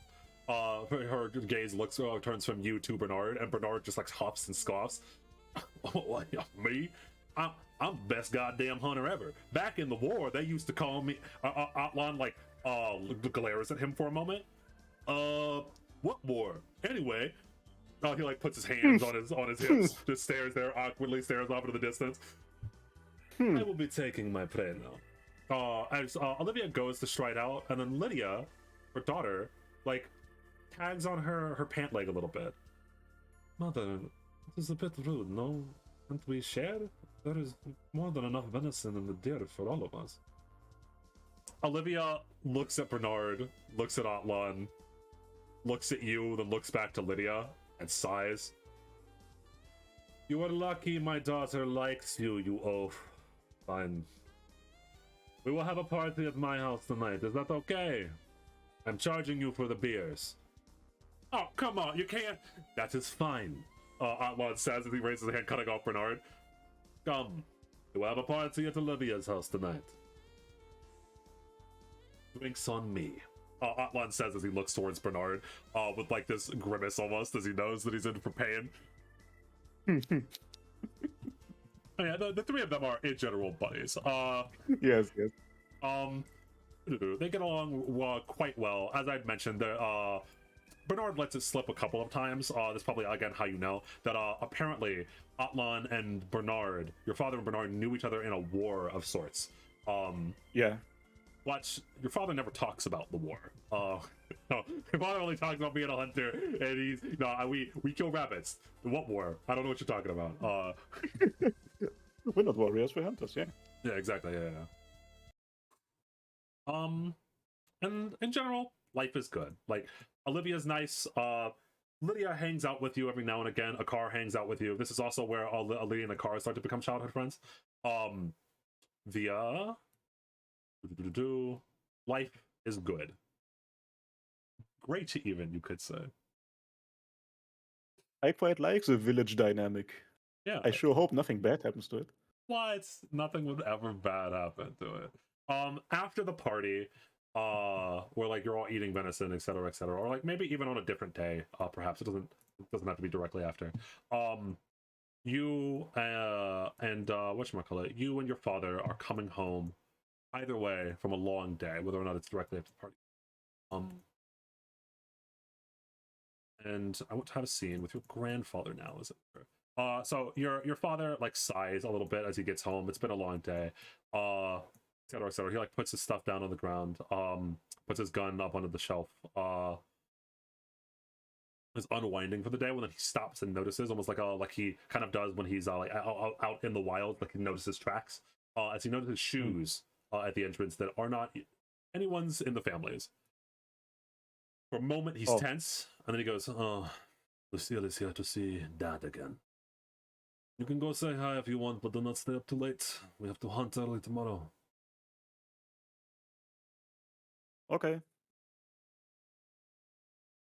And hey, Auntie Lucille is over. Yeah, He's absolutely gonna check out what's happening there. yeah, and I should say Auntie Lucille is like the correct thing to call her. Lucille does kind of just like come around to hang out. Lucille is much more friends of Blatt, your grandfather, than he is with Atlan. Like Lucille and Atlan know each other because they're both from the village, obviously.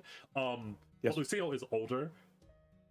In the same kind of way that like Olivia and Bernard can be considered as Atlan's friends, Lucille is close friends with your grandfather. She will very often, Auntie Lucille will come around and like play games with you and or hang out with your grandfather a lot, have drinks with your grandfather, and importantly, a lot of the time, and this is exactly what happens when you walk into like the back area where they're sitting in like the living room on a table. They're playing chess together. But I don't understand. You're so good at this game, and yet you don't. You have to sacrifice your pieces. You know that, right? You can't save everyone. Perhaps.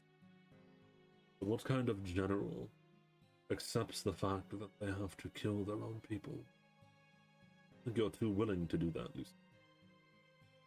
I'm willing to do what it takes to win. And she moves her queen on the whatchamacallit, on the chessboard. Are you, or has the fight left you, old man? We're both old at this point, Lucille. I don't know how the fight hasn't left you. And Lucille kind of gives a sad expression as Blot makes a move, and then Lucille puts him in check. Oh, you're back from hunting. As she notices you finally enter the room. Ubel was intensely listening to this interaction. Yeah, we just got back. I see you're over. Have you brought something? You know I always bring you presents. Blot like tenses up a little bit when she's, because a lot of the time, so she's the town mage, and I did not mention it that much, but both Atlan a little bit, but specifically your grandfather does not like magic. He is very against it, which is very funny because again, he is very close friends with Lucille, the town mage. And Lucille, when she gives you presents a lot of the time, they tend to be like a little bit like magical instruments, including this time, as she pulls out a small little glowing rock. Not like glowing, but like faintly humming with energy, slight blue radiance to it.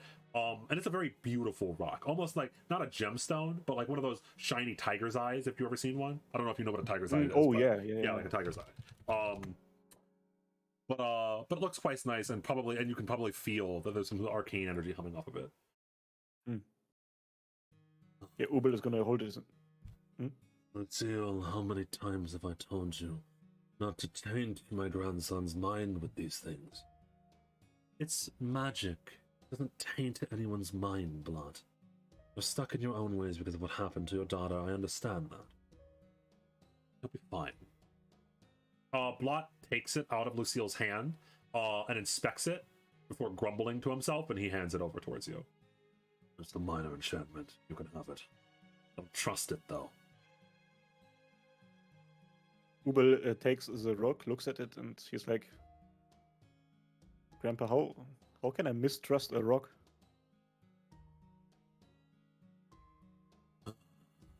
He sighs a little bit, and Lucille smiles. Ignore him and his grumpiness. It's bad blood between him and magic. Magic will betray you when you need it most. The small enchantment that's on that rock is one that's supposed to protect you. It's a shield when you need it most. One-time use. But what if that shield were to fail and you were to rely on it? Then you die.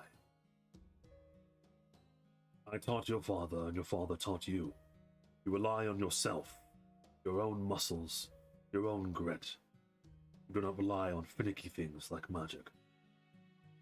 That doesn't mean you have to hate it, though. Magic is beautiful and wonderful. And when she says that, she sparks her hand a little bit. And as she sparks her hand, fire erupts. Not like big. You don't have to be afraid of it or anything like that. But fire sparks in the palm of her hand, and she morphs it and changes it to a small little phoenix that flies over towards you before puffing away into nothingness. It's a beautiful display of magic.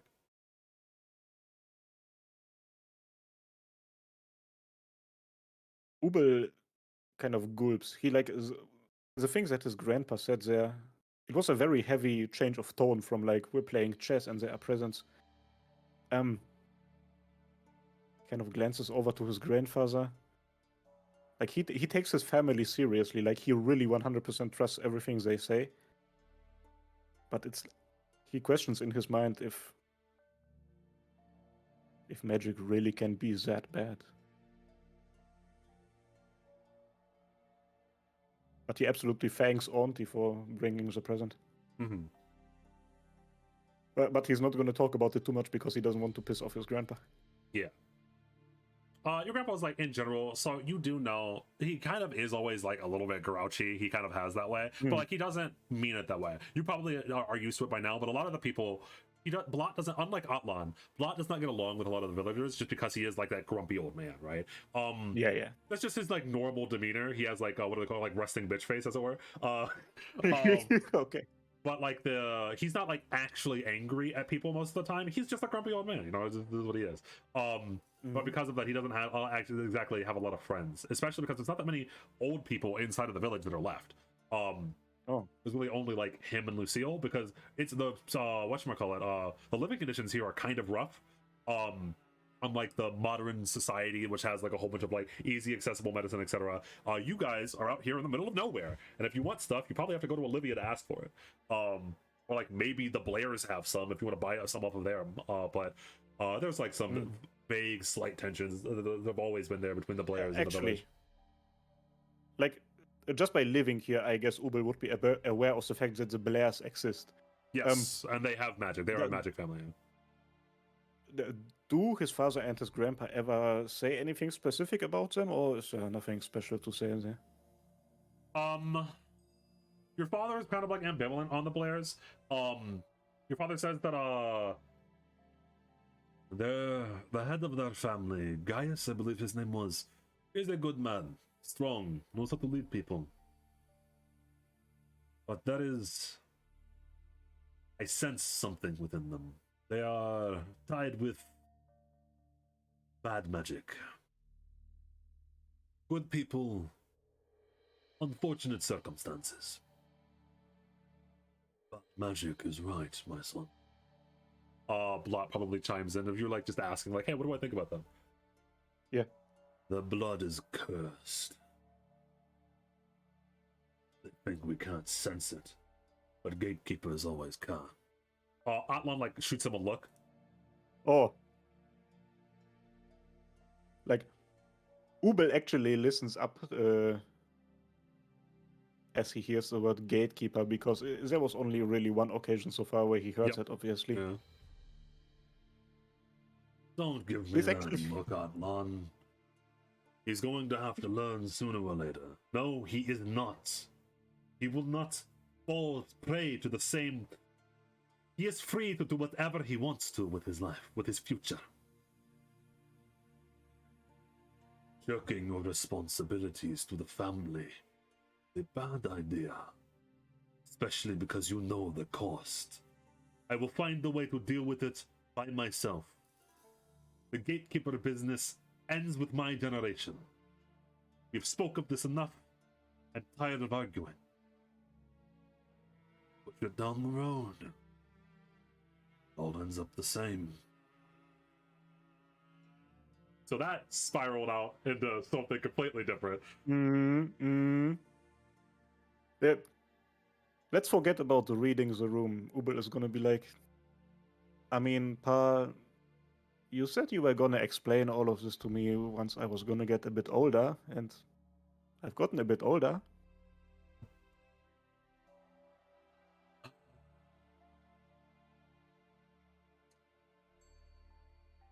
Give me a little bit more time.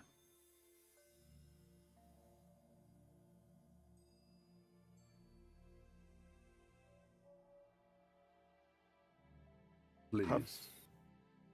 Pa, he, no, he respects what his dad says. He's not gonna push it any further. Yeah. It's clear that Blood and Atlan disagree on this topic, and then Atlan just like walks up the stairs to go to sleep for the night. Like end of conversation. Anyway, so Lucille smiles over towards you. Old auntie smile, as it were. Ubel, you are free to enjoy magic as you like. I'm going to tell you something that he's going to get very mad at me for telling you about. Blot like grumbles to himself a little bit. Always sticking your nose into places they don't belong. That's why you like me. Your mother was a mage. Quite good one at that. They called her Wildfire. But when she needed it most, her magic failed her. It scarred her body irrevocably. Your father still loved her, but there's a distrust in the family of magic. My ma, I heard, said she passed away when she gave birth to me. Was that because the magic made her weak? Both of them, as you picked up on something, both of them like flinch a little bit. Yes. Her body was frail. And was not. Birth can take a great toll on a woman. After the accident, She did not regret you. You were not a mistake. But yes. The magic, the incident, caused the body to be frail and weak. And she died during childbirth because of it. Magic killed your mother. Up until that last line, he was just like sitting there and listening, but like that last line, that one hit him like a punch in the gut. That one didn't feel nice. So he just sits there with some magic rock in his hand. And he decides to place a rock on the table. He doesn't like it that much anymore. Lucille's not angry at it. She just like sighs a little bit. Magic is wonderful and beautiful. I know that you know that. She knew that. Why she became a mage even knowing the rest. I would not lie and say that magic is controllable, that is understandable entirely. There is always a risk when using it. I do believe you should not rely on it. That doesn't mean you have to hate it.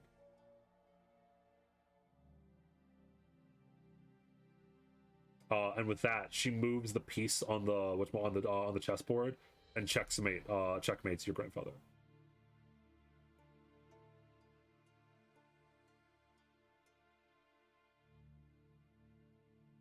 Ubel doesn't pay like crazy attention to the games that they are playing, but he's like this whole thing. He just actually just sits there and thinks about this whole thing with his mother and stuff. Like obviously he does not have any memories of her. Yeah. But like it still feels bad to hear that magic is pretty much responsible for this whole thing. Like that really burns into his mind. Yeah.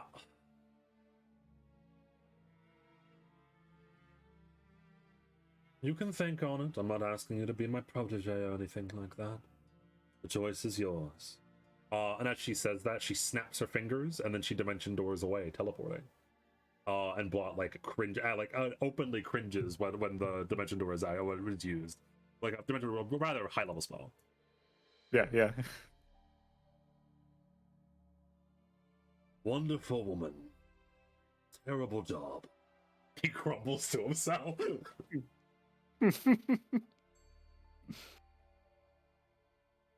Just for clarity's sake, is Atlan Blood's son or is Blood the dad of my mother? That's something that I've talked about a lot. Blot is your whatchamacallit, your mother's whatchamacallit. Okay, I assume yes, so, your mother's because father. they said daughter. Yes. Okay. So Atlan is actually just taking care of his stepdad, by the way. Even at his old age. Mm-hmm. Hey, what a man. What a man.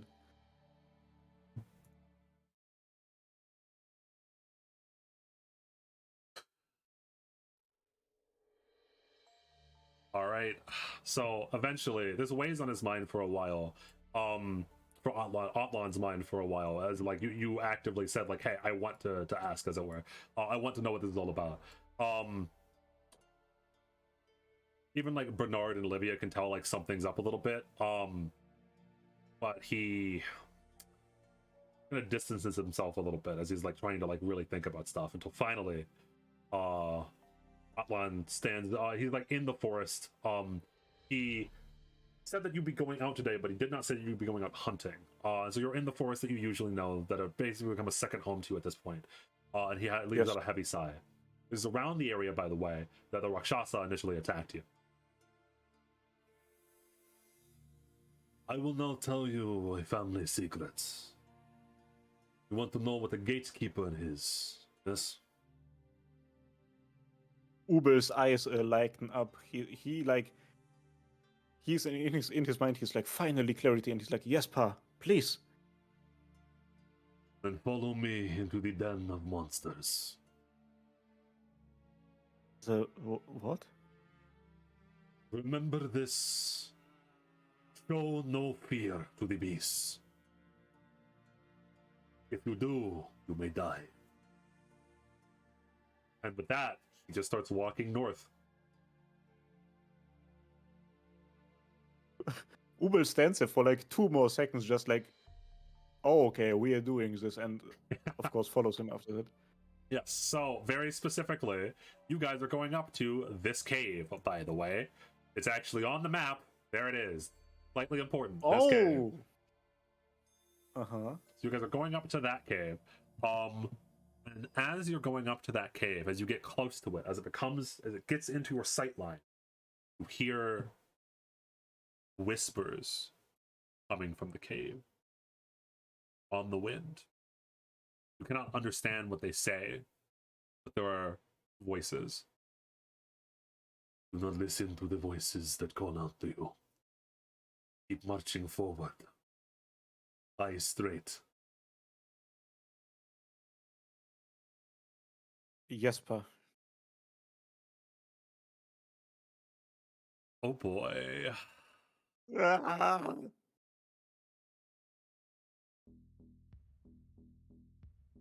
You enter into the cave. It is dark. It is wet. It looks like it has been abandoned for many years, except not entirely true. It seems like you don't know how long ago there are signs that people used to be here. But there are no people here anymore. There are things here. the whispers coming from the dark hallways down into the tunnels that you see before you.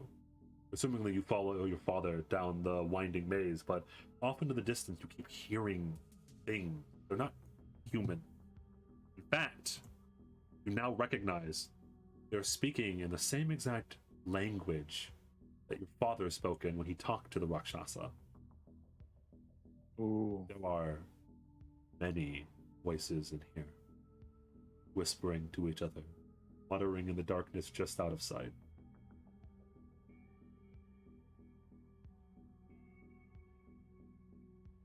But nothing approaches you. As you continue to go down and down into the cave, you see them off in the distance. They're there, the Rakshasa, just as big and as monstrous as before, but again, they do not attack. One growls at you a little bit, but Atlan stops and stares him down, and it vanishes back into the darkness.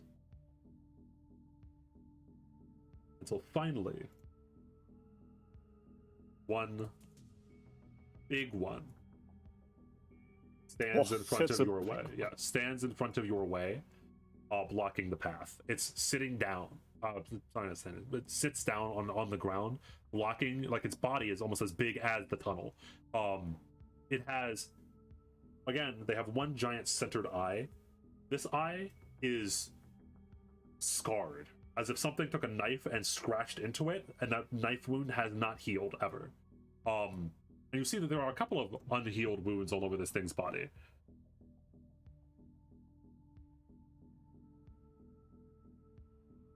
You have returned, the gatekeeper. Why so soon? I am here to show my son the truth. A potential future gatekeeper.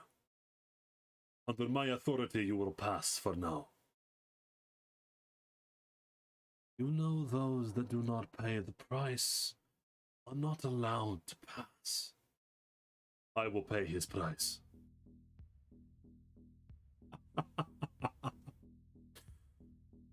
But how much longer can you say that? Its eye spins and turns, and your father grunts a little bit as if in pain, but he stands firm. And once it stops spinning, the Rakshasa slowly gets up and crawls away into one of the tunnels. Come, get moving. What did it do to you? It took the toll. I will explain.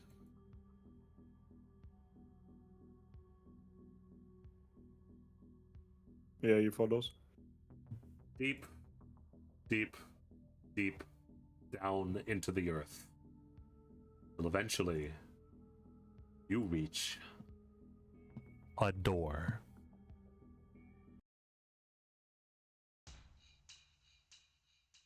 This door feels unnatural to you, as if nature and this thing are opposite forces on an instinctual level. It almost makes you want to throw up just looking at it. There's a big, black, heavy door with chains wrapped around it that go into the actual stone of the cave itself. And in front of that door, there is a barrier with runes that look oddly familiar to like some of the runes that your father etched into like bear traps or to ward around the places where you herded sheep or goats. You've seen these runes before. Your father has used these runes in some of his instruments, carved them in before. And they are there in a magical barrier in front of a door that makes you feel sick to your stomach.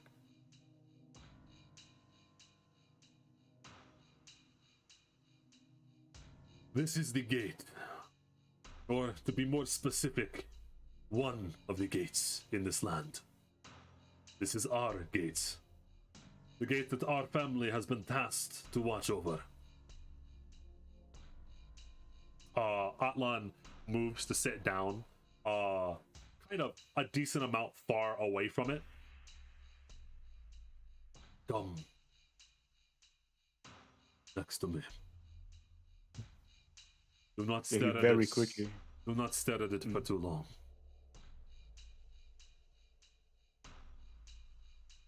Like, as he sits down, what? How can this be real?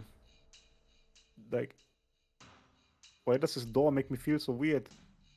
Atlan takes a deep breath. Long ago, there was a village here. Not Musuzeme. A village that no longer has a name. The villagers of that village committed a great sin.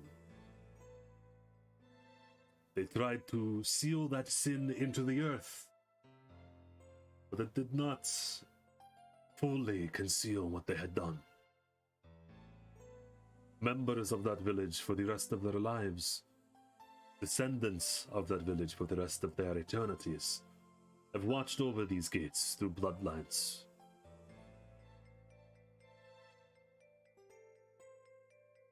But that does not matter. You are not your legacy, Ubel. I am not my great-great-great-grandfather, and you are not either. You are Ubel and I am Atlan. We are people before we are history. You do not have to be a gatekeeper like I am. You are free to do as you wish. I did not bring you to this village. I did not raise you here for this purpose.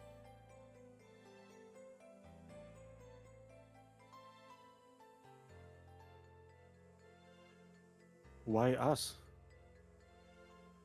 Is it just because of the people that became before us? Yes. Our ancestors were part of the village that created this gate. We have to be careful that it never opens.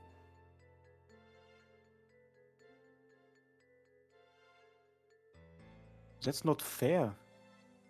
I agree. That's- They did something bad so long ago, and now we have to deal with these creatures? That's not fair at all. Your grandfather speaks of duty. That is because he was raised in a way to think that this was the only path in his life. He truly does think that the only path for one of our family is to waste away their life like this. He was going to make your mother be a gatekeeper. But I will not let that fate fall upon you. I will deal with the situation.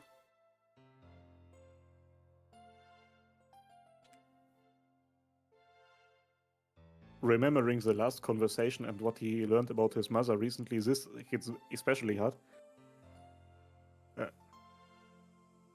But how are you going to deal with this? Are you just going to kill all of the monsters? The Rakshasa has a deal with your family, or our family. We pay the toll of the Rakshasa with offerings of our own emotions.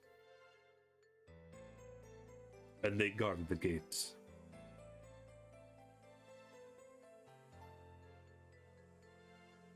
It is why, past a certain age, all of us have white hair. The same symptom that Amir has. I know no fear, not because I am fearless, but because it was stripped from me as part of the Oh pact. my god. Okay. That's okay, Dio. And now you also know. Yes, now you also know even the what was I going to say? When he said you must pay the toll, he said I'll pay the toll for both of us. What it was doing, it was absorbing your father's emotions. It was absorbing bits of his essence.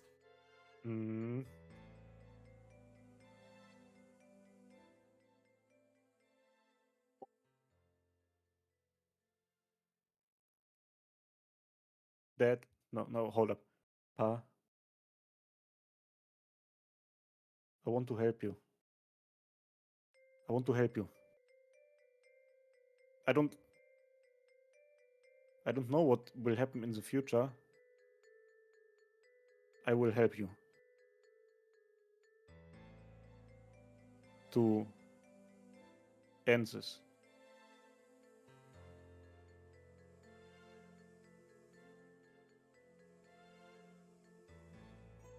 He thinks on it for a moment. He nods to himself a little bit. Kind of like like it's a dejected nod, like a sad nod. And he reaches in and pulls out a small flask of alcohol, and he takes a swig of it, and then he looks over at you, considering something. You are old enough now. He sets down the alcohol next to him.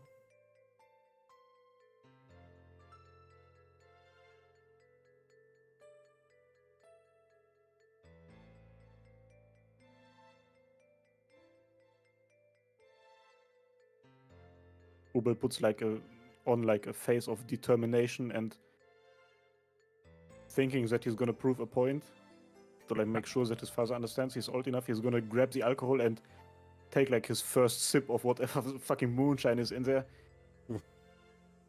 If you want to leave it up to the dice, you can roll fortitude.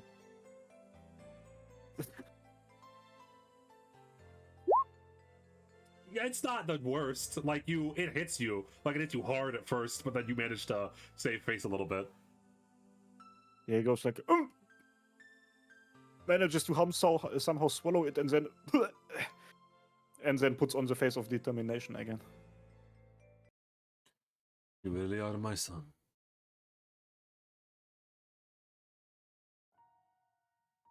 I did not talk about it much, because there are memories that I would soon forget.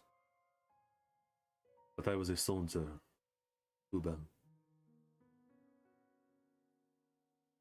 I was once a warrior that Akar looked up to, who only fought for pride, honor, and the joy of battle itself.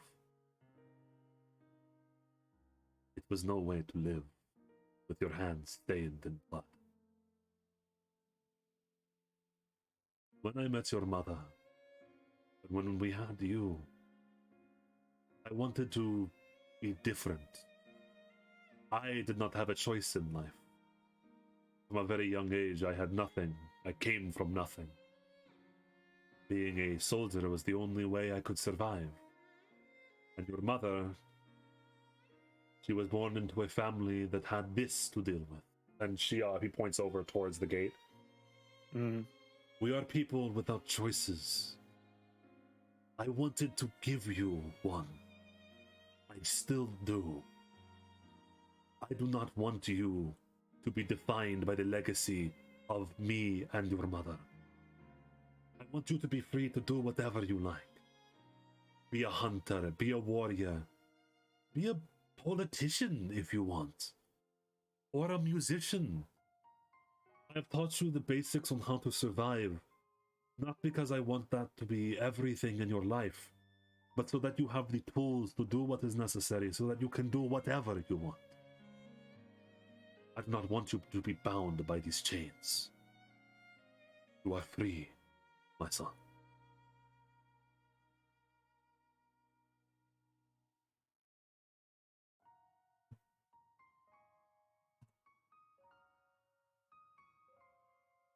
Thank you, Pa. That means everything to me.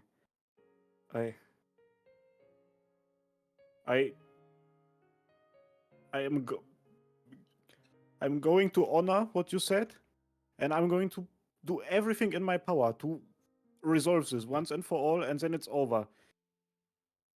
That's how I will show my gratitude.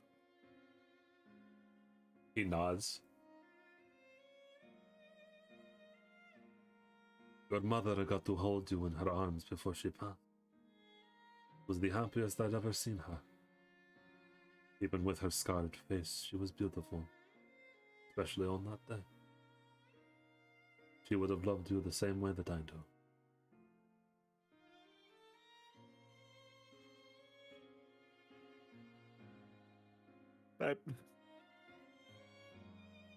I'm going to make her proud. I promise. He reaches an arm around you and pulls you into a hug. Yeah, he like leans against his father and starts to like sob. He would love to cry, but he is not going to cry now. He is gonna do his best to hold in. And he leads you back out towards the entrance of the cave.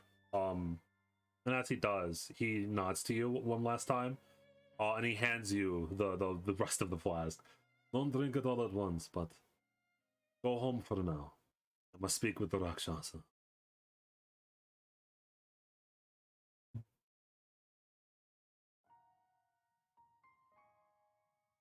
Paper. The man that does not have any fear.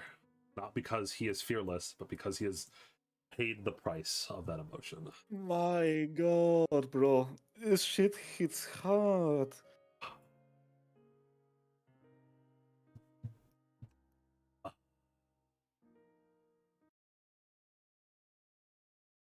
And you put on the Fire Emblem music too. Yeah. That night, you get home at around 4 in the morning. Your father wakes you up. Not sorry, your grandfather wakes you up. Ubel, where is Atlan?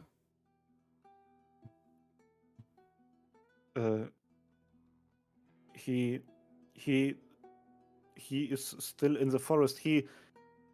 So we found this spot in the forest where there's like a breeding ground for wild hogs. There's like a lot of them. We've actually never seen anything like that in the woods before.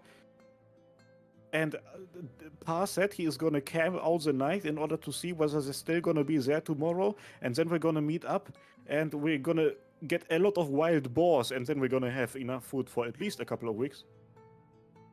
He squints his eyes for a moment, but then nods. Sorry for waking you. Get your rest.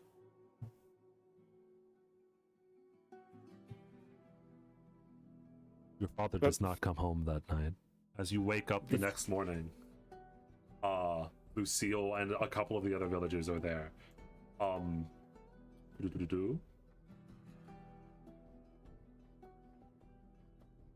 These are the people that are here.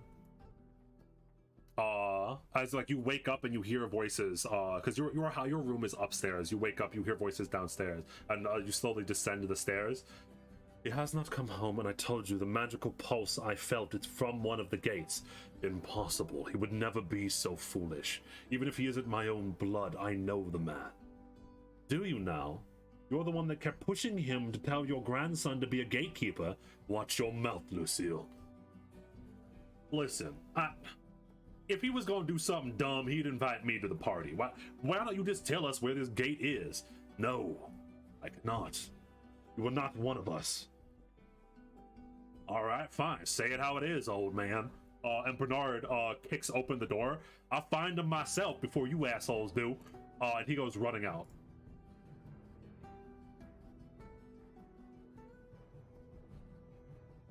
I do not know. I am good at tracking people, Olivia says.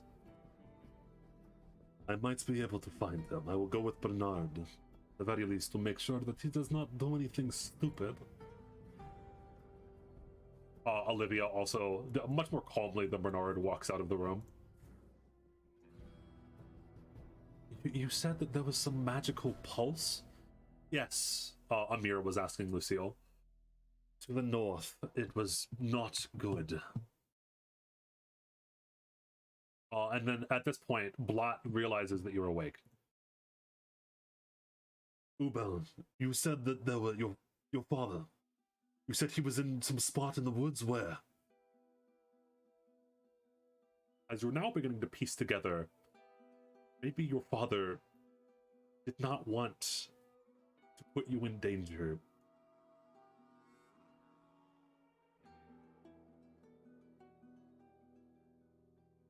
What do you do?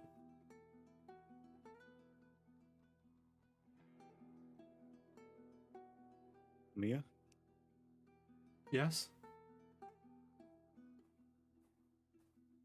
Can you go outside for a bit? Like a couple Alright. of moments? He looks like slightly hurt by that, but he nods. I understand. I wish you all the best. I will do whatever I can. I'll ask around to the villages. And Amir steps outside. Ubel is like a heavy, heavy sigh. It's like a load of guilt. It rushes through his body, and he's like, Grandpa, I lied to you last night. Your grandfather narrows his eyes. Don't tell Ubel, me.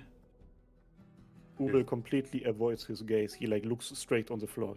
He's not looking in this direction. Did that idiot really go? Why? Why was he there all night? You know why. Listen, He's talked about it for years. He wants that gate gone. That moron probably tried to open it. Grandpa, Auntie, wait a second.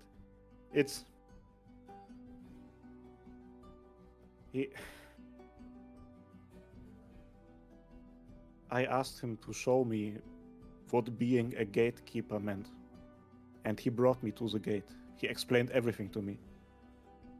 And we both agreed that this cannot continue.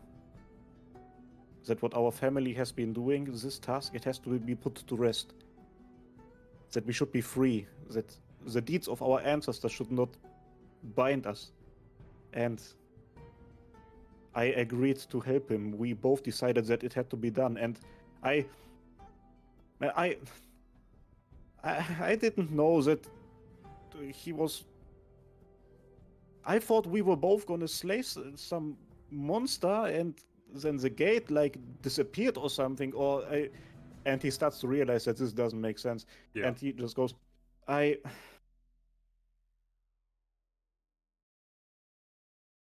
don't think Dad is coming home.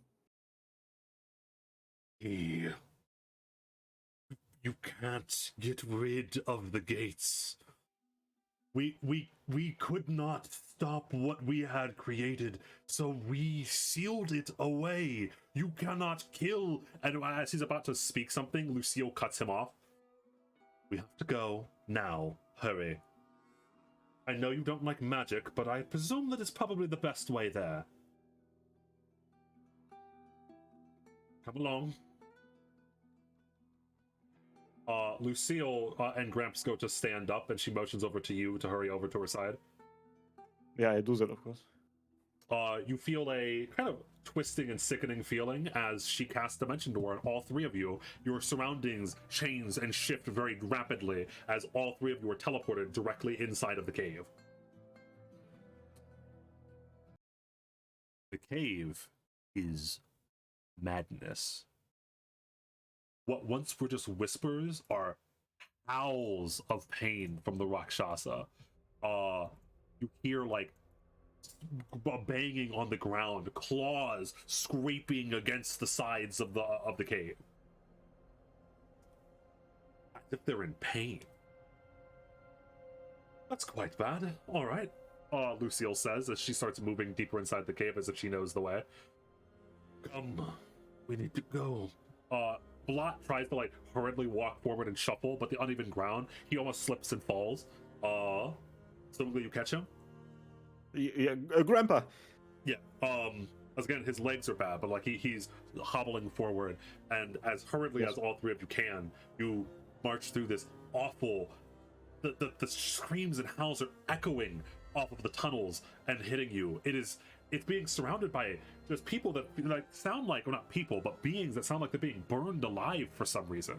As you go down and down until the big Rakshasa is in your way again. Ah.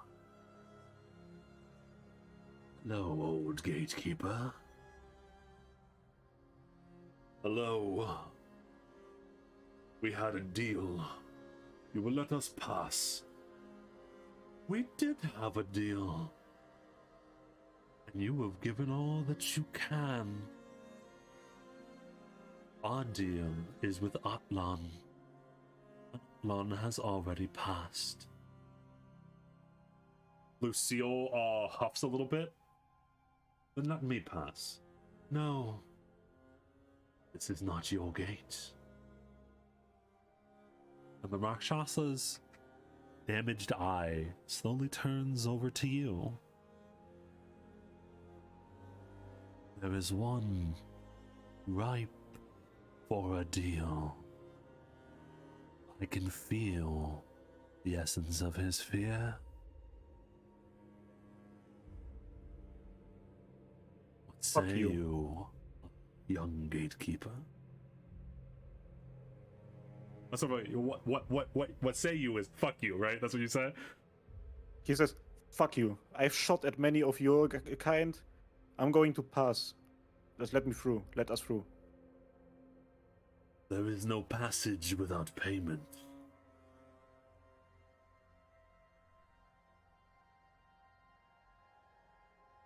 Blot, and you, I don't know how you feel about this, but Blot looks down at you, looks up at the Rakshasa, and nods towards you like, do it. What do you do? If you shoot at this thing, you are inside of the den of the Rakshasa. Ah.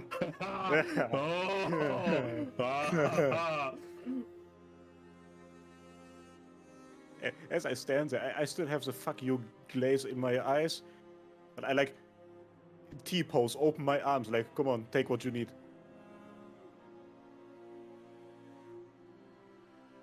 A one-time deal, Blot says. I will make an exception. This once. We are not heartless. We understand what it is like to fear for your kin. But payment must be paid. A one-time deal. And its eye starts to spin. Roll me will. I will do just that.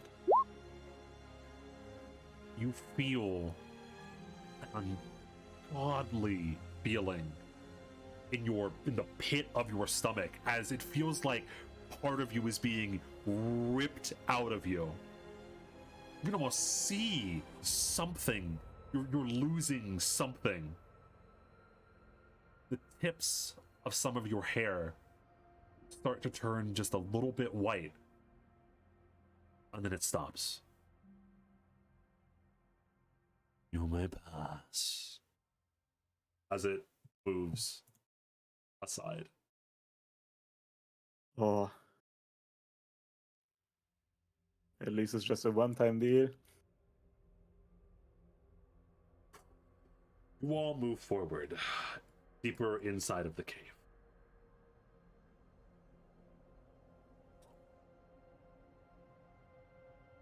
When you get down to the base, at the gate, the barrier that was around the door is no longer there. The door itself, a lot of the chains have been pried off of it. Blood on some of the chains, as the door is creaked open just a bit. And right at the foot of this door is your father, unconscious. Blasted fool. Lucille, we need to seal it again. I do not have the power that we did back then. There is no way that I can seal it again. I can a temporary measure, but the cat is out of the bag. Pandora's box has been opened. This doesn't matter. I'm gonna get Pa out there first. Wait. Be careful when you walk towards it. You run forward or no? When we entered, was there still the weird feeling that I felt Yes. when looking at the door? Yes. Ah. It's even more. The door is very bad.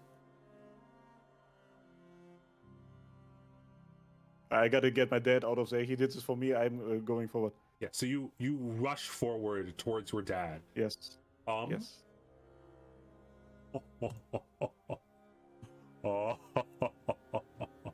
What we saying? Player character died in the pre-session.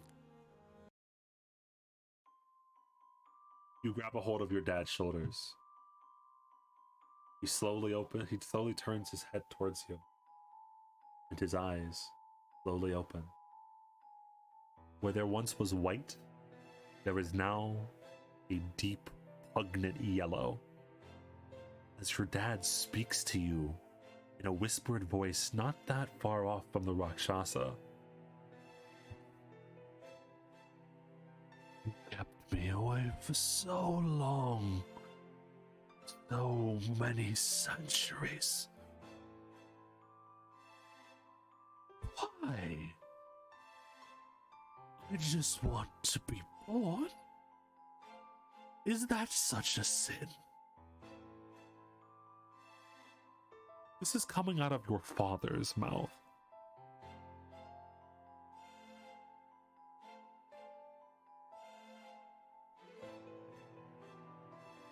Huh.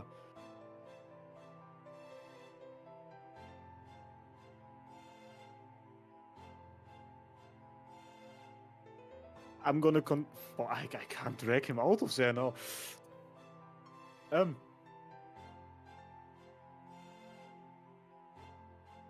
Lucille, Grandpa, You turn around. his eyes are yellow and he's not making any sense. They are not there. You are surrounded by pitch black. There is no cave. There is no ground. It is just a void going on and on forever. Just you and your father with eyes glowing yellow, burning almost. Is a child evil for being born? What was my sin? As he says that, he doesn't even move his mouth. He just opens his mouth farther and farther, and you see eyes down your father's throat as a snake, pitch black as the void around you with glowing yellow eyes, slithers out from your father's mouth.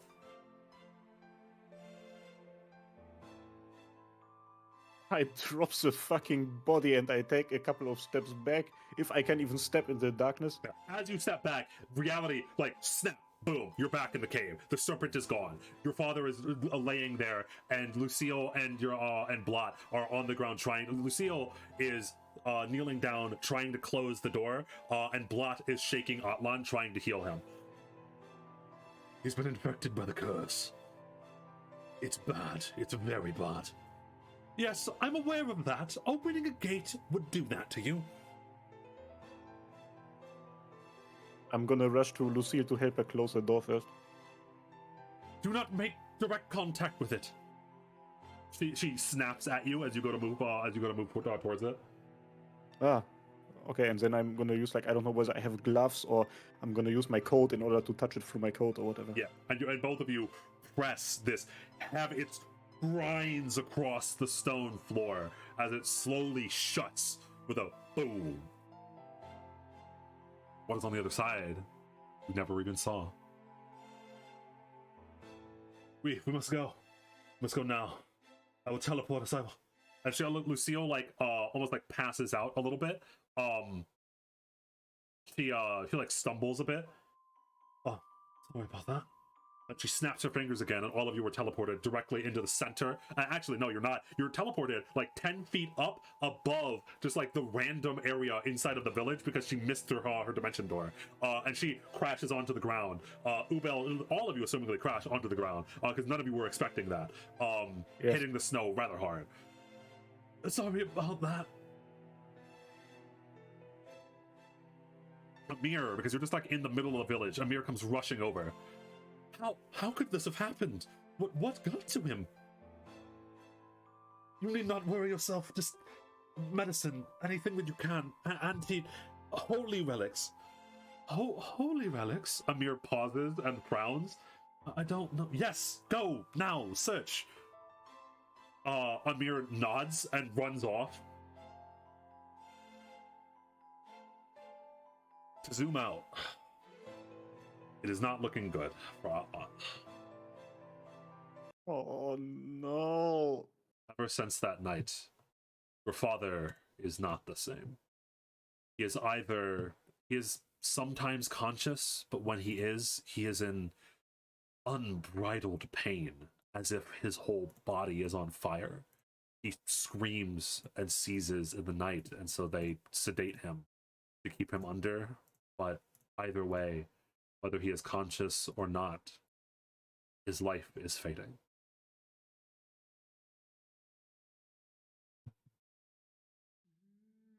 But there is nothing that I could do for a curse once it has progressed this far. Know that. Once the serpent has bitten him, it's too late.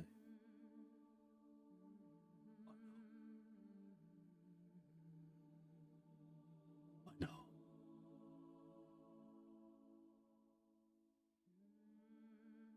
And I'll check on the gate, and I'll leave you two alone. Lucille says as she teleports away, as she usually does.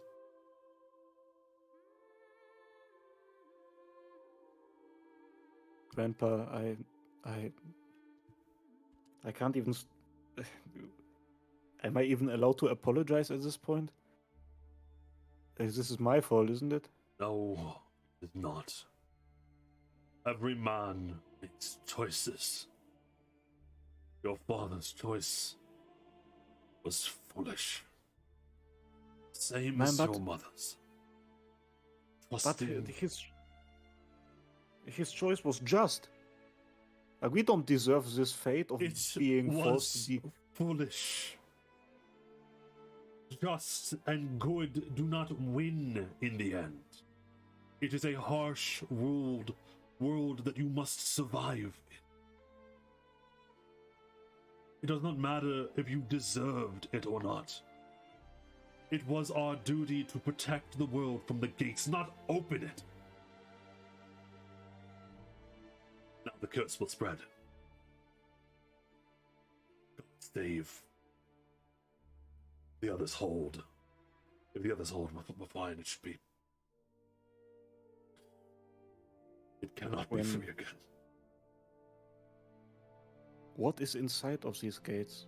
When I grabbed Pa, it seemed like I was teleported into a pitch black darkness, and there, I will never forget that sight. His eyes go There was a- wide when there you was a- say that, and he gets up and with his bad legs shambles over towards you, throwing his cane aside, falling down to his knees and grabbing a hold of your shoulders as he stares into your eyes. Grandpa? Oh. Okay. I thought it had taken you too. You were fine. Okay. My boy. If you ever see the serpent, do not stare into its eyes. And do not let its fangs sink into your skin. Or you will be as your father. Gone. When it happened, I saw a snake.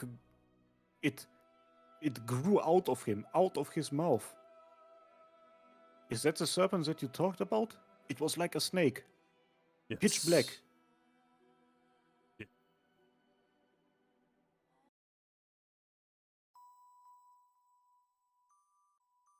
That is our sin.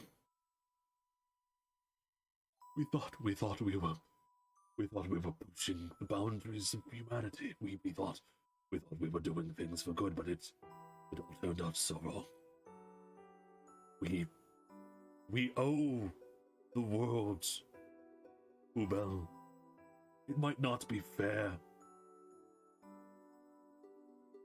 but it is our duty to protect the world from what we created because we could not destroy it.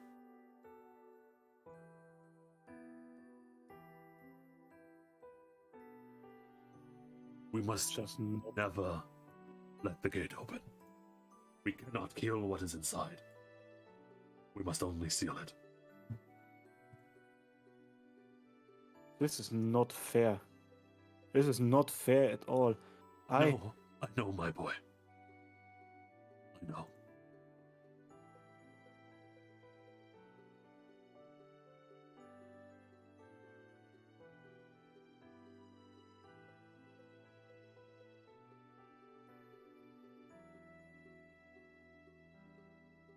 Is there any chance that Dad will go back to normal? He goes to open his mouth and he chokes up a bit. The words getting caught in his throat. Yeah. Ubel looks down.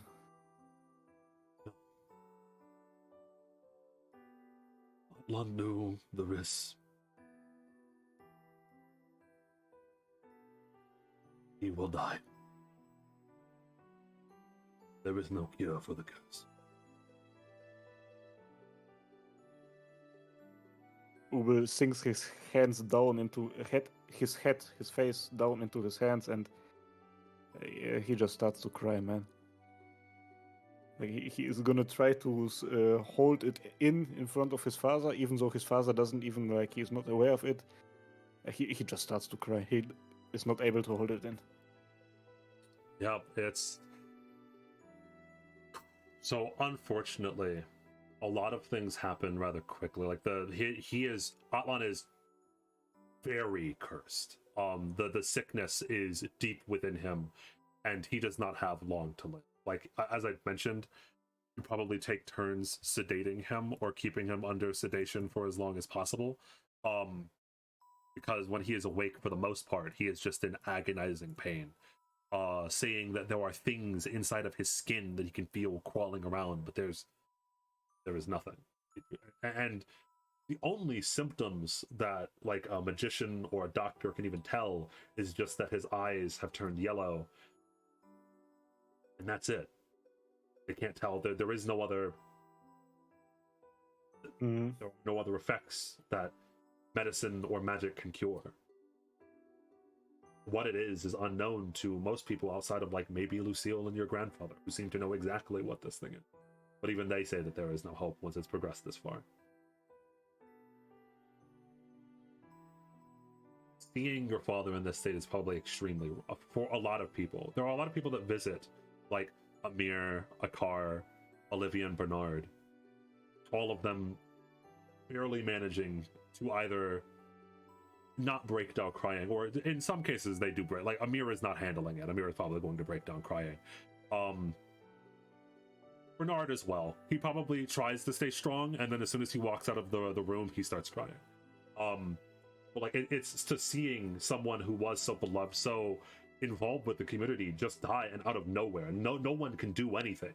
The whole village feels helpless almost.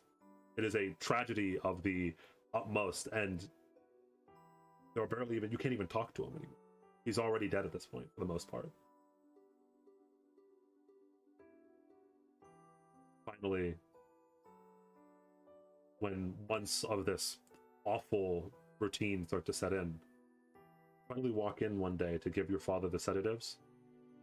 See, he is sitting up straight, looking out the window in a calm. But he slowly looks over towards you with his yellow eyes.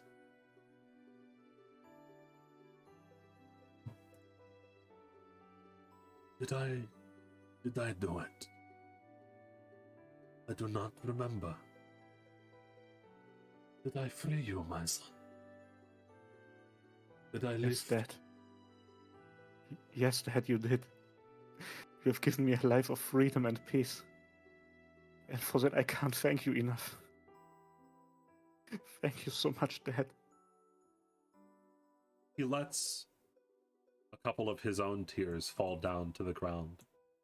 And as he does, he sighs as if a great weight has been lifted off of him.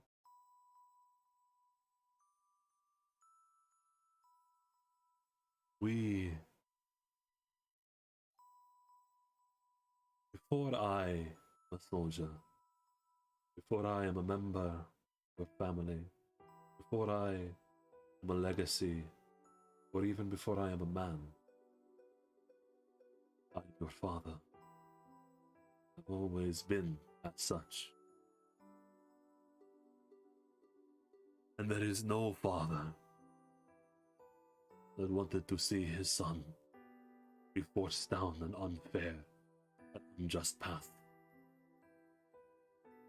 I am so glad that I have managed to break these chains. Be a goat herder. Be a warrior.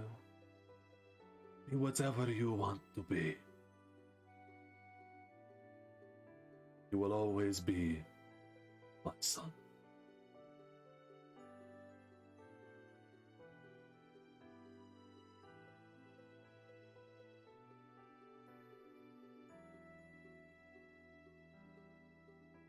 I'm tearing up in the real world here.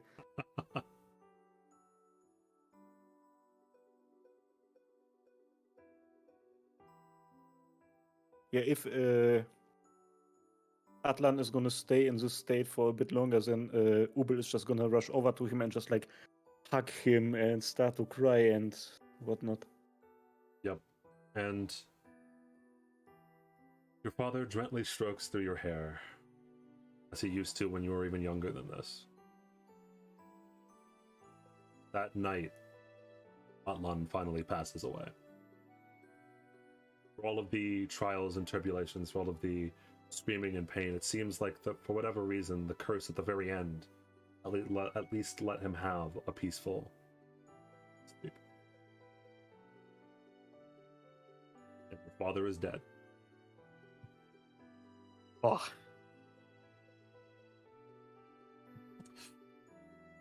Oh, it is a heavy blow to a lot of people.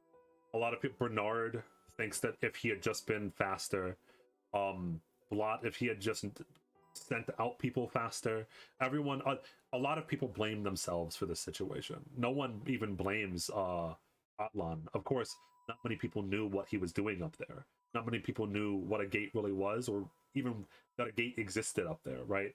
They just knew that he was infected by some thing. mm-hmm. But it is a loss, not just for your family, but for the entire village. They lost a great man, a man that helped them out in times of need, a man that stepped in when no one else would to resolve issues. And he was not appointed officially as a chief. He did it because he loved this town, because he wanted to see it be as happy as it could be.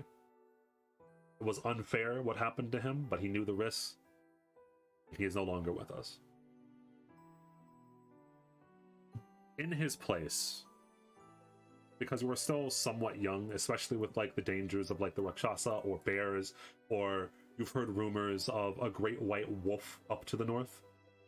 This land is dangerous. Your father had always instilled that into you. And so in his place, before you're actually like fully capable of hunting on your own, Olivia actually steps in to be your trainer. She is much more distant and a little bit like cold than what your father was. There's a lot less joking, as it were, especially because she is one of the people that views it as she could have probably done more, seen something coming. And it seemed like she was one of the people that knew about the gates, although didn't know where they were. At least heard of them before. And so she carries that weight, as it were. And eventually even like the time that you had saw her before, she takes her daughter with her out here, as she teaches both of you how to hunt and how to survive on your own. You, having learned a lot from your father already, are rather capable on your own. And so there's not much that she can teach you. She's just kind of there just in case something bad happens, right? Right.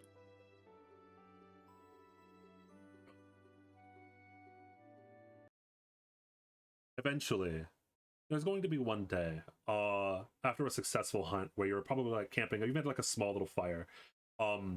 Lydia, by the way, as a side note, Lydia is always kind of a little bit distant from other people. You've noticed, like physically distant. Although she'll like talk and have conversations with people, but she doesn't like to stand next to people a lot, including you. The only person that she's really close to is her mother.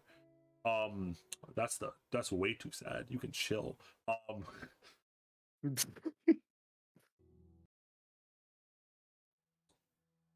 This is good. As Olivia's like cooking some small meat by the fire, she looks over at you.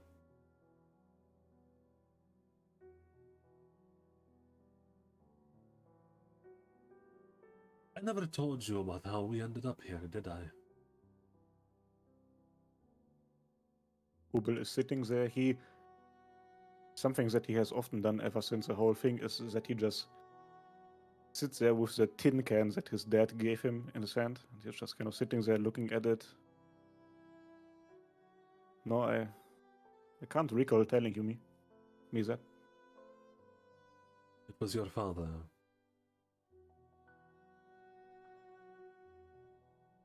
We were both soldiers.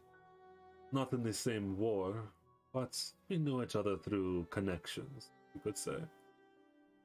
Same way I knew Bernard. He led me here because he said this place was a safe place. To be more specific, he said he was making it a safe place. And he has. He was a wonderful man.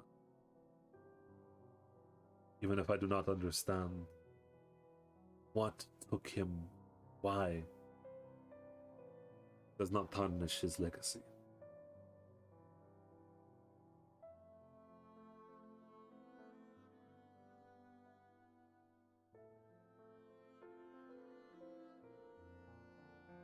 Ubel lets out a heavy sigh. Yeah, this is exactly what I will always remember him for. Doing absolutely everything he can in order to step up for others. Ready to give the ultimate sacrifice. Just like that. He talked about you to me and Bernard a lot. He talked about what he wanted your life to be. Mothers and fathers always want better for their children. And Olivia looks over towards Lydia, and Lydia gives kind of like an uneasy look a little bit. Mm. We came here fleeing from persecution.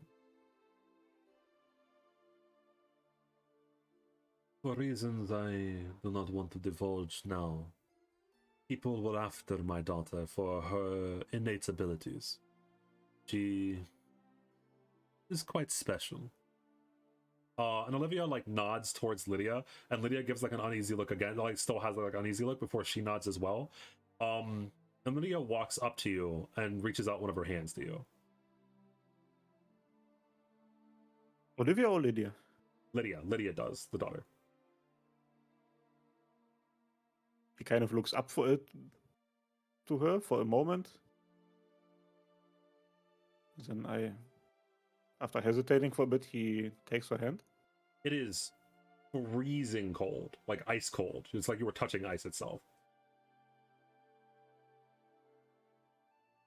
Yeah, he goes like, "What?"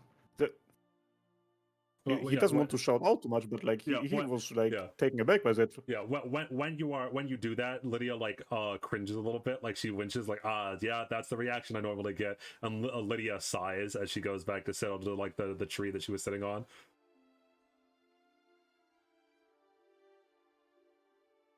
Power, you can be good, but there are people that would want that power. Mother, do we really have to tell him this? There is a point to this. He deserves to at least know this for... Olivia sighs. When people came after my daughter, we had to run. For freedom, I was willing to do anything. For the freedom of not only myself, but my child. But freedom is not free.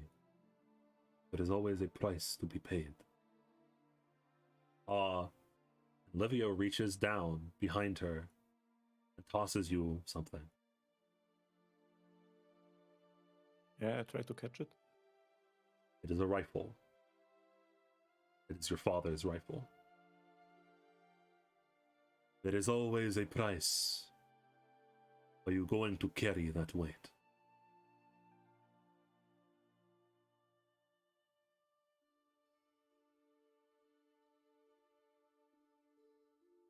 What?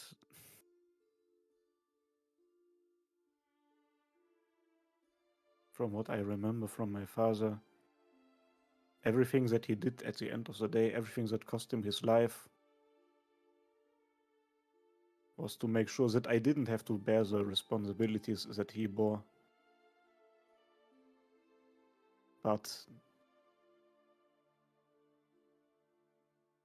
is that even the right thing to do? Seeing that the gate has... There is no right and wrong, Triple U. There is only what you want to do. Your father did not want you to be pigeonholed into forcing you to make one decision. But if you choose you want to be a gatekeeper, truly, if that is what you want to do, to kill that bastard that took him from you, he would have been fine with that. I know. The choice has to be yours, and yours alone. You are old enough to hunt by yourself now, and make your own decisions.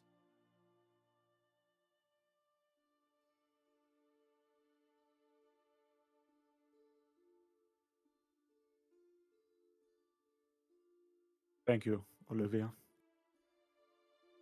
Think nothing of it. I owe your father a lot. We owe your father a lot.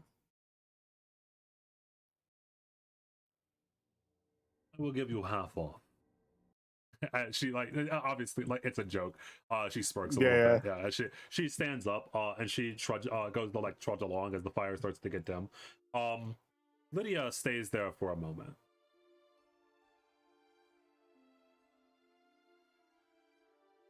If you want my opinion, if I want it as worth, I think the adults go on too much about carrying weight, etc. I think you should do whatever the fuck you want. If they try to force you to do a revenge story, fuck them. I am not going to carry the weight that power brings me. I was born with power, so what? It is what it is. What it is. What if I decide to not do any of the stuff that I technically have to do? And the result of me doing what I want is that the world gets destroyed by some otherworldly creature. Like, that wouldn't be good, would it? The weight of the world is not on anyone's shoulders. I'm sure they'll figure it out. They'll find some other poor sap to take that weight. I believe Akar is right when it comes to this matter, even though he is wrong a lot of the time, and he is. Go with your guts. Do you want to carry that weight? Screw what your grandpa and my mother tell you.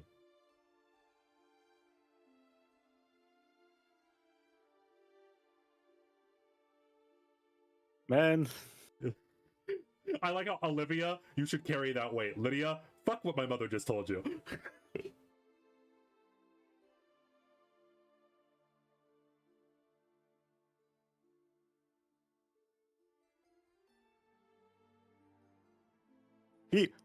He doesn't really come up with anything to really say to that, but after a moment he says, by the way, my reaction to your coldness, like, wasn't trying to be rude, it was just very cold. I understand by now. The only person who has ever touched my skin and not reacted that way has been Akar. It is, I get it. This is why I do not stand next to people too often. If I am calm, everything is fine, but if my emotions rise to a certain level, I can hurt people I am close to as well.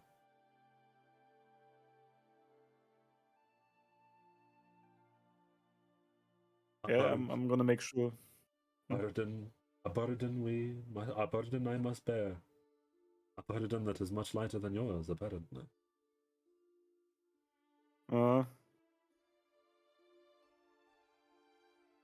And Lydia just like nods and then goes to step up a little bit, like go to follow after her mother who's already gone.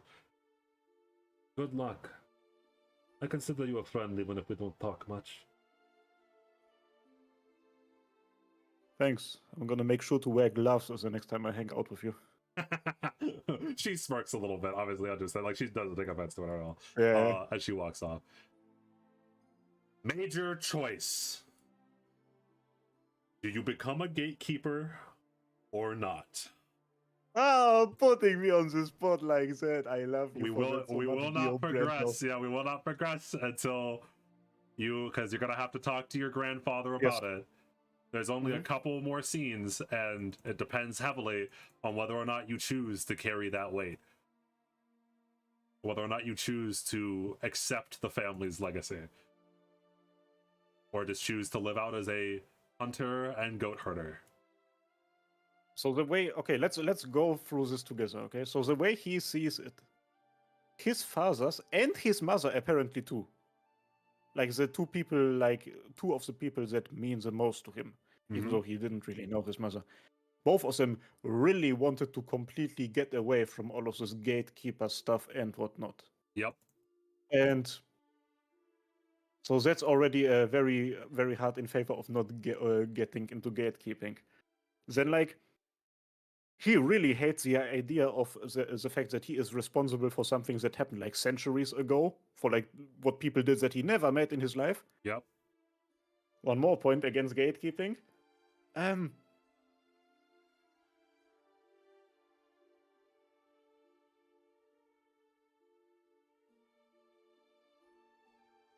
Yeah, man, I don't. The way I see it, I don't think that he is gonna pick up on that responsibility, bro. Okay. Like, it kind of also comes from this place of like, at this point, fuck all of you. It's like things were really, really nice until that one day. Let's go back to things being nice. So you reject the call of the gatekeeper. I do reject the call of the gatekeeper. And if you say that, assuming that you tell your grandfather that, he does not say words. He just looks at you a bit disappointed and nods.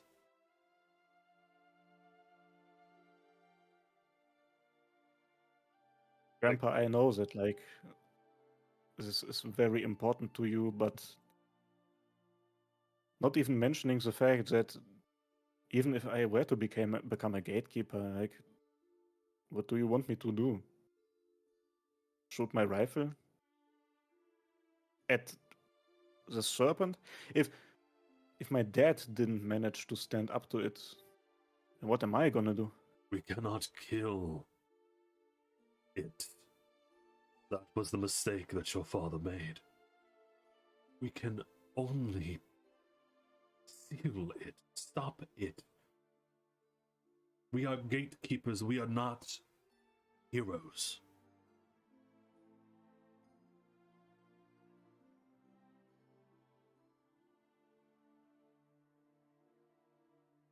Then as long as the door stays shut, everything is gonna be fine, right?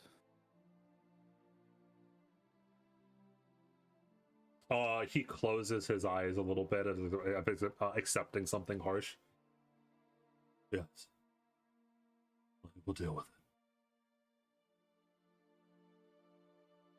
I mean, hey, I'm pretty sure that there's nobody out here who has an interest in opening this gate. I mean, as far as we know, there's only 3 people who know this gate, right?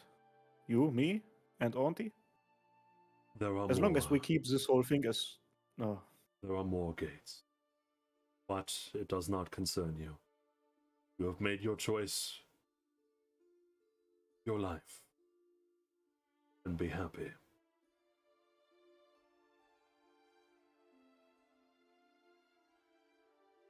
Like obviously, you did not make the choice that he wanted to, but your grandfather is like, okay, I understand. Go, be happy. Be happy. I do not agree.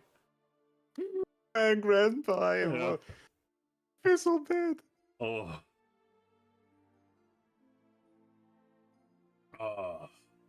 All right. Time passes. You settle into a rhythm of hunting by yourself.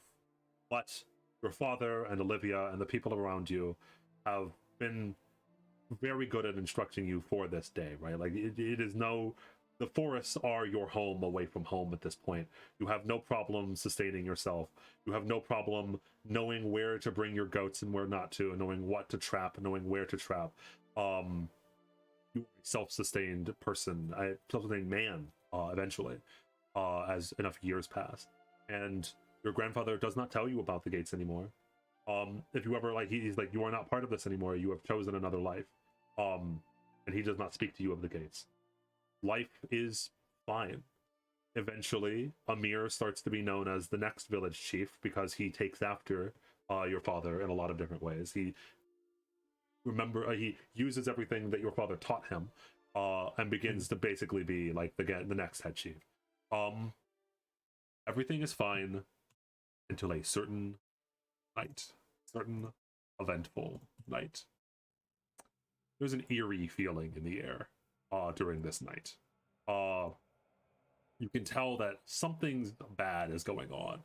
It kind of vaguely feels like the door, but all over the place, just a small amount. If you ask your grandfather, he looks white as a sheet, but this does not concern you. And he goes out to go to Lucille's house. Do you just let it alone? Absolutely not. I'm gonna silently follow him. Okay. And eavesdrop a little bit. As he reaches Lucille's house, and this is your old man, bangs down the door. Lucille, where are you? Where is... and he's like running around looking for her. Lucille is not there.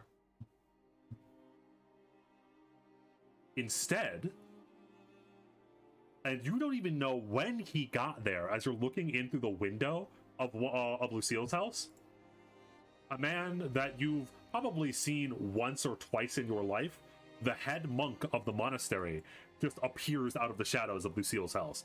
And for a moment, I don't know if you pull up your gun or something like that, because you've never seen this guy, or you've seen him once or twice, but you don't know who the fuck he is. As Daigo Izumo, the head monk of the monastery, walks out from the shadows in Lucille's house. Your grandfather is startled for a bit and then calms down once he recognizes Daigo. Where is Lucille? I do not know. Something is wrong. The gates have opened. I believe it's the one in the Blair Manor. As almost both your father and Daigo almost immediately know what's going on. Apparently there was another gate near the Blair Manor, and it has opened. Very similarly to the way that the gate that your family was supposed to control has opened. Is the gate at the monastery still okay? Daigo nods. For the most part. There's been an intruder. I believe it was a member of the Blair family. Blatt slowly thinks about it for a moment. The eldest son, James. Lucille said that Daigo shakes his head. Grace. I believe it was the mother of the family. Why? Daigo shakes his head and shrugs.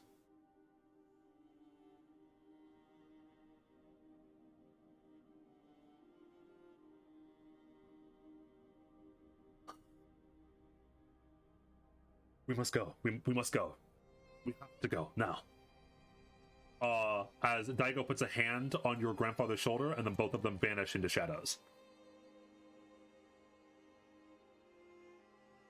Something big is going on, leaving you there at Lucille's house. It is empty. This is not the path you chose to walk down.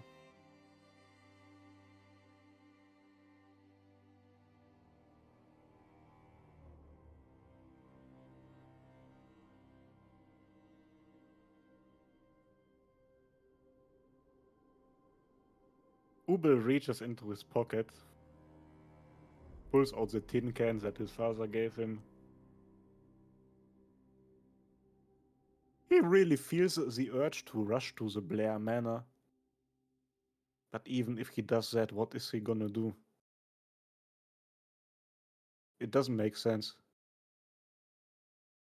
But can he just leave his grandfather alone? What is he supposed to do? I'm thinking out loud. Brother,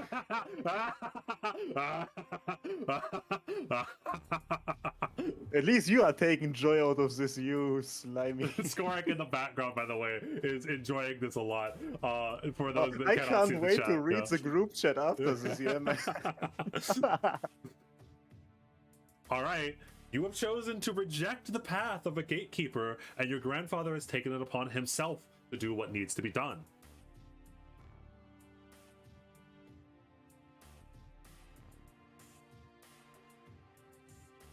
And also, just as a knowledge, you do know that Daigo apparently is also a gatekeeper, and there was a gate inside of the monastery. Yeah, okay, we have. So as he is still standing there with the tin can thinking, he opens up the tin can, takes a big sip, and starts walking back to his home, into his bed. All right.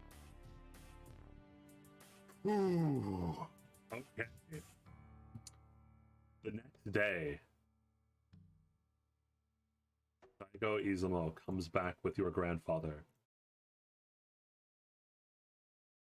Your grandfather has yellowish eyes.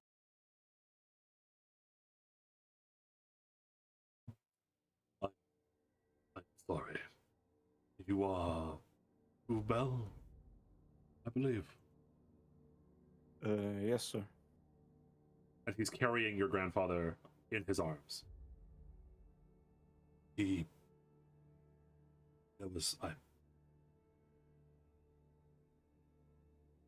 is not well. What exactly happened to him? He is cursed.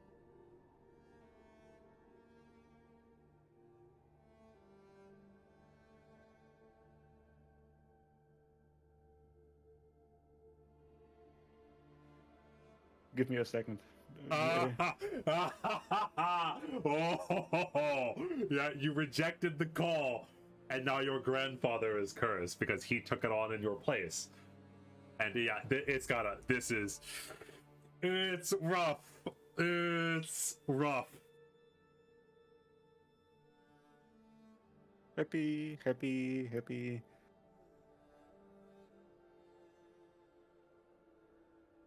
Thank you for bringing him to me. I'm gonna do my best to look after him. I'm sorry that there's nothing I could do. You may come to the monastery to say prayer if you wish, or meditate, but I cannot save him. No, I am sorry too.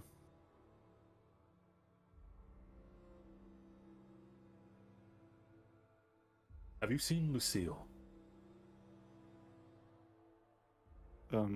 Not recently. Lego stares into the distance a bit, and then he nods. I understand.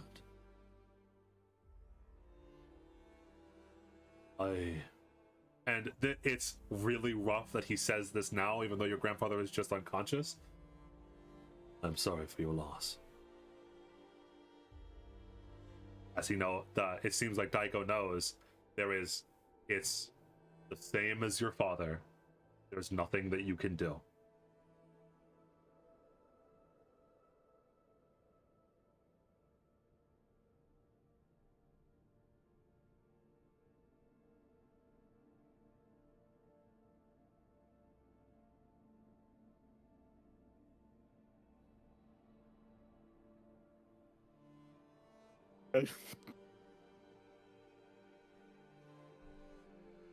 And unlike before, not many people knew Blatt. Not many people knew your grandfather, and Lucille goes missing after this.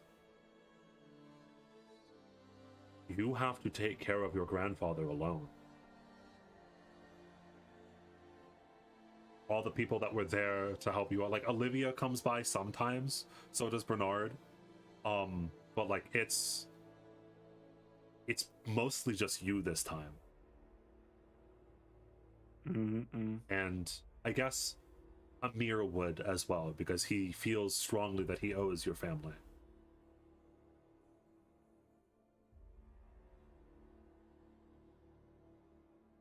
Unlike your father, your grandfather does not even have the luxury of having that one final moment for you.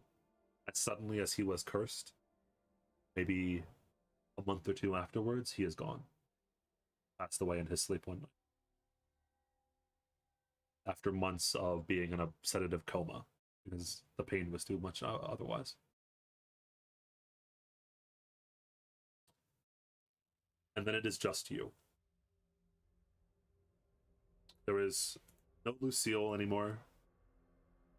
No one knows where she went. It is just you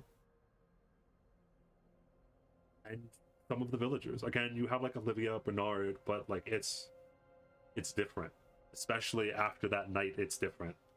As time continues to stretch on and you can just continue to live your life, as it were, the village starts to deteriorate. Usuzeme, who was on the upturn a little bit after Amir started to take control, not take control, but like actually Amir started to like come into his own. It looked like he was leading the village in a really good place, and then people start to get sick. It's nowhere near as bad as what it was with your father and your grandfather, at least at first. But you do notice similar symptoms. People screaming in pain when there's nothing to cause the pain.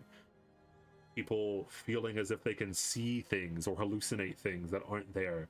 People seeing a black serpent that others cannot. Eyes turning yellow. Not many people die, at least at first, but as time marches on and no one has a solution, they call in, Amir calls in doctors and monks and religious people for exorcisms. None of it works. No curse, no illness, no nothing. And no one can do anything about it. Because no one knows about the gates. No one really knows about what's in there. Do you share that information with anyone?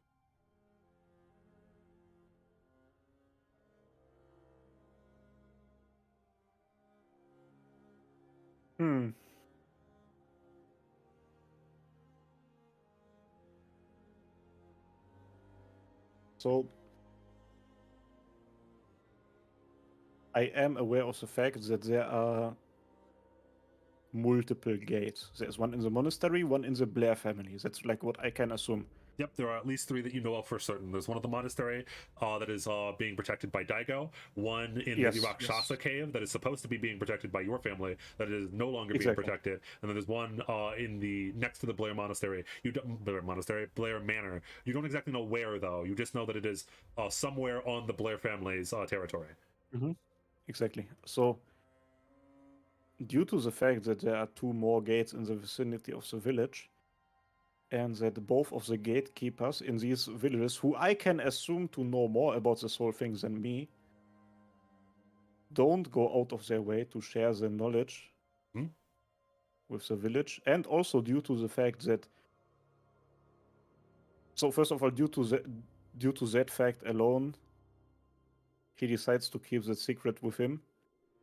And on top of that, also, he's like, surely if something like this became public knowledge, there would be enough idiots in the village who will just try to go there, open the thing.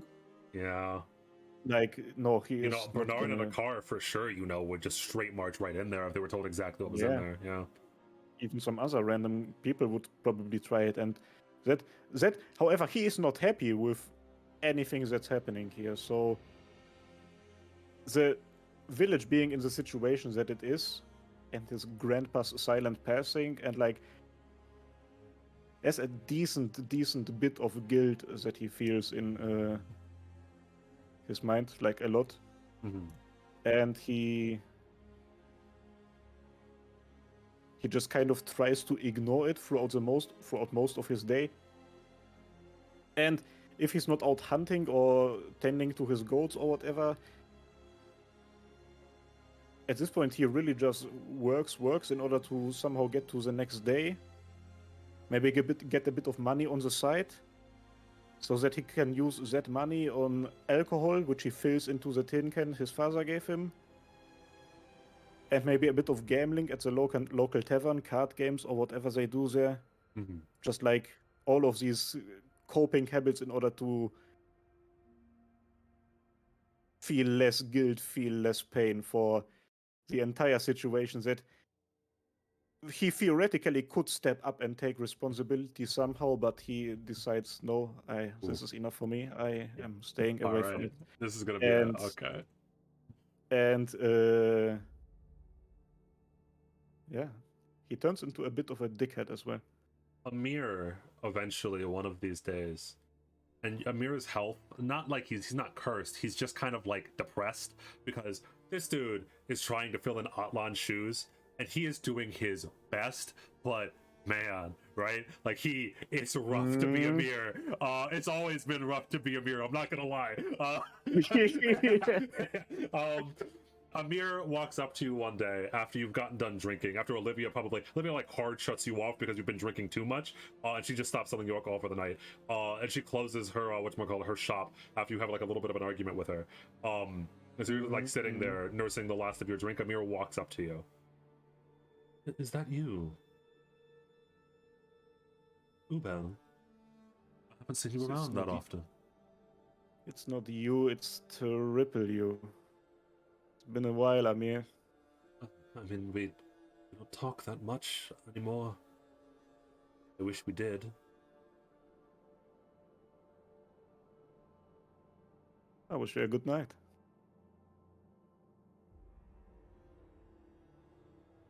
What was the long face? Triple you, your father was a great man. Was a strong man that was able to solve all of the village's issues as they came up. I don't know if I could do that. Do you have advice or like Amir is just kind of lost?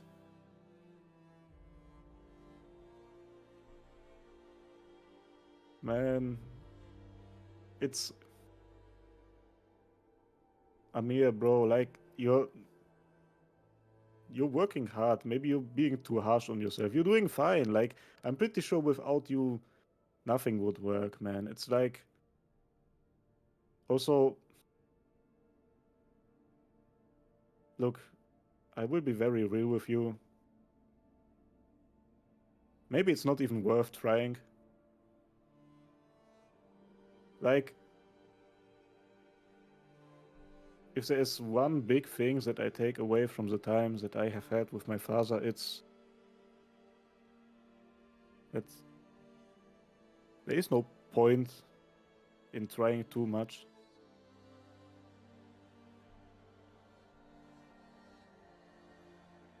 Things may seem hopeless at the moment. But your father was a man without fear. I know this. He looked monsters in the face and laughed. In the darkest of nights, that is when light shines the brightest. If you are swallowed by that darkness, he like trails off.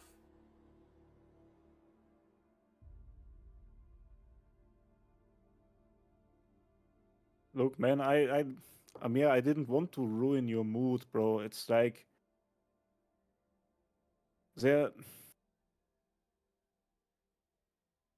you are trying to live up. You're trying to follow a man in his footsteps who, at the end of the day, ended up getting killed without even really accomplishing what he was trying to fulfill. It's like these proverbs that you are saying are pretty smart and stuff, but it's like just do your best and then do what you want, man. Like Amir is even more depressed than he was before. Kind of like looks down to the ground for a moment. I understand. I'm to quell some of the tensions between us and the Blair family. I'm going to try to open up a communication with their new lead, Elizabeth, I believe her name is. You should come with me on some of the meetings. They're looking on closing the mines and opening up a lumber business. Much more safe, I think. It would be good to have the son of the chief there. The real chief, at least. Son of the chief? You didn't tell me that you've become a father. I'm not a chief of any village. I'm a stowaway that people look up to because I'm copying the real one.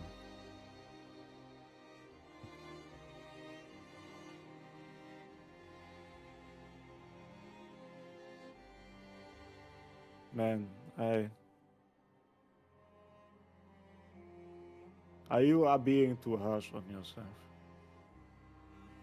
Listen, I may be a useless fuck who is not able to live up to any expectations, but I can tell that you are doing very, very well for yourself, bro. So I don't really know whether I'm gonna be able to be of any help during a meeting, but I've heard that those rich people have good wine over there.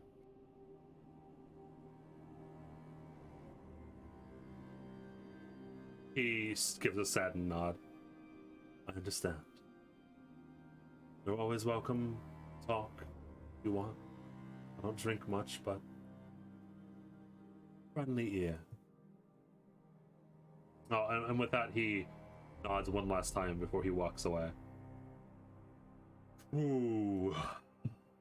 And Ubel walks home and he's, I'm such a dickhead, I'm such a dickhead, I'm such a dickhead.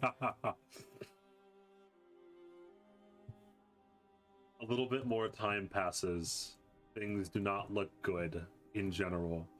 The illness is now fully spreading throughout a lot of the places, a lot of the monastery, the village. The mines have been shut down entirely from the Blair Manor. One day, you see a monk running towards you as you're walking out towards the forest to go check your traps as usual. It's quite odd, right? You've never seen this monk in your life before. And as he's running directly towards you, both of you assumingly stop and stare up at the sky. Life here for the past few years has been dismal, right? Like, not much happens other than like the same molasses slog that people are going through. A plane, as the monk is running up towards you, a plane, which is extremely rare, by the way, in this area, flies very close to the ground, right here. Okay, you're like up here. Oh, sorry. I'm on GM layer. You can't see that. You're like right here, up here. The monk, who, by the way, is Para, is running directly towards you over here from the north, and about right here, flying in from the south, is a plane that comes crashing down into this bridge with one of its wings spiraling out of control, and then boom, as it slides into the ground. And it will end session. Huh? I will end session there. Watch Risu's to know what the hell happened there.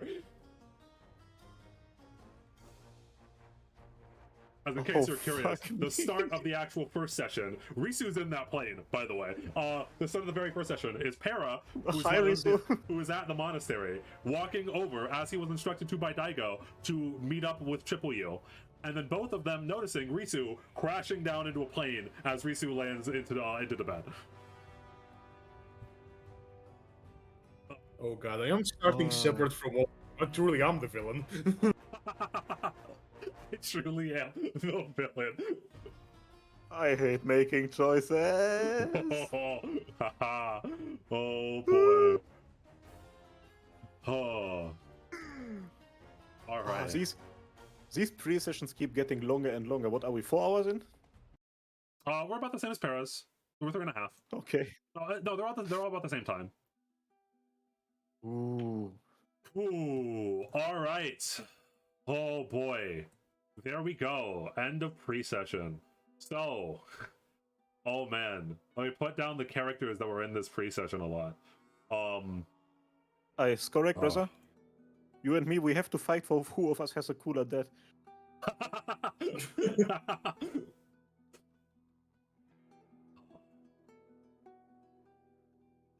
think these were the characters that mostly showed up. Just for like, oh, let's see, you do know that there are a couple other villagers that you don't see that often. You know that Noah is a researcher that lives off at the edge of the village that Amir is close to, but you almost never saw him in your pre-session because he had nothing to do with you. But you do know him, Triple U. And also, I think the last one is Nameless. There's a nameless guy. Remember how I was talking about how Olivia has connections to the outside villages? Nameless is he's a nameless guy who wheels in carts of food and stuff like that. Whatever Olivia orders from the other villages, he's the guy that goes out and gets it.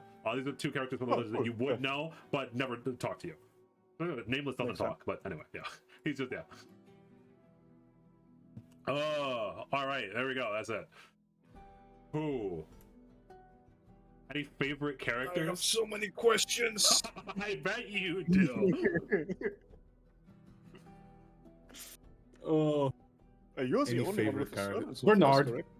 Bernard. I didn't have a servant. No, You have a command here? she felt a pain in the back of her hand. Yeah, I mean, it's come like on maybe now. starting to form. I'm Okay. the only one here who even has the indication that they could be a master. Yes, that's the. Personal Ooh. favorite? I'm gonna go with my dad, bro. Like, how is it in my question? Atlan. What a guy. It's funny. I'm gonna go with Bernard. He's grown with me. Atlan and Gaius are kind of similar archetypes, but they actually have very, very, very differing opinions, right? Where Gaius is all about family, right? He's all about the legacy, etc., etc., and about following up and living to that legacy. That's what he instilled inside of Elizabeth. Where Atlan was like, nah, before you are a legacy or a history, you are a person. And I will break you of your chains of legacy. I will not allow the curse of your family to go down to you. I will allow you to live freely. Very, and very I fucking different love. But I love how diametrically opposed yet similar characters that made. Like it's literally the same fucking dilemma. We just chose different paths. Elizabeth is full on diving and focusing into what she has to do. Fucking Triple U just left. Yep. Oh. Ooh.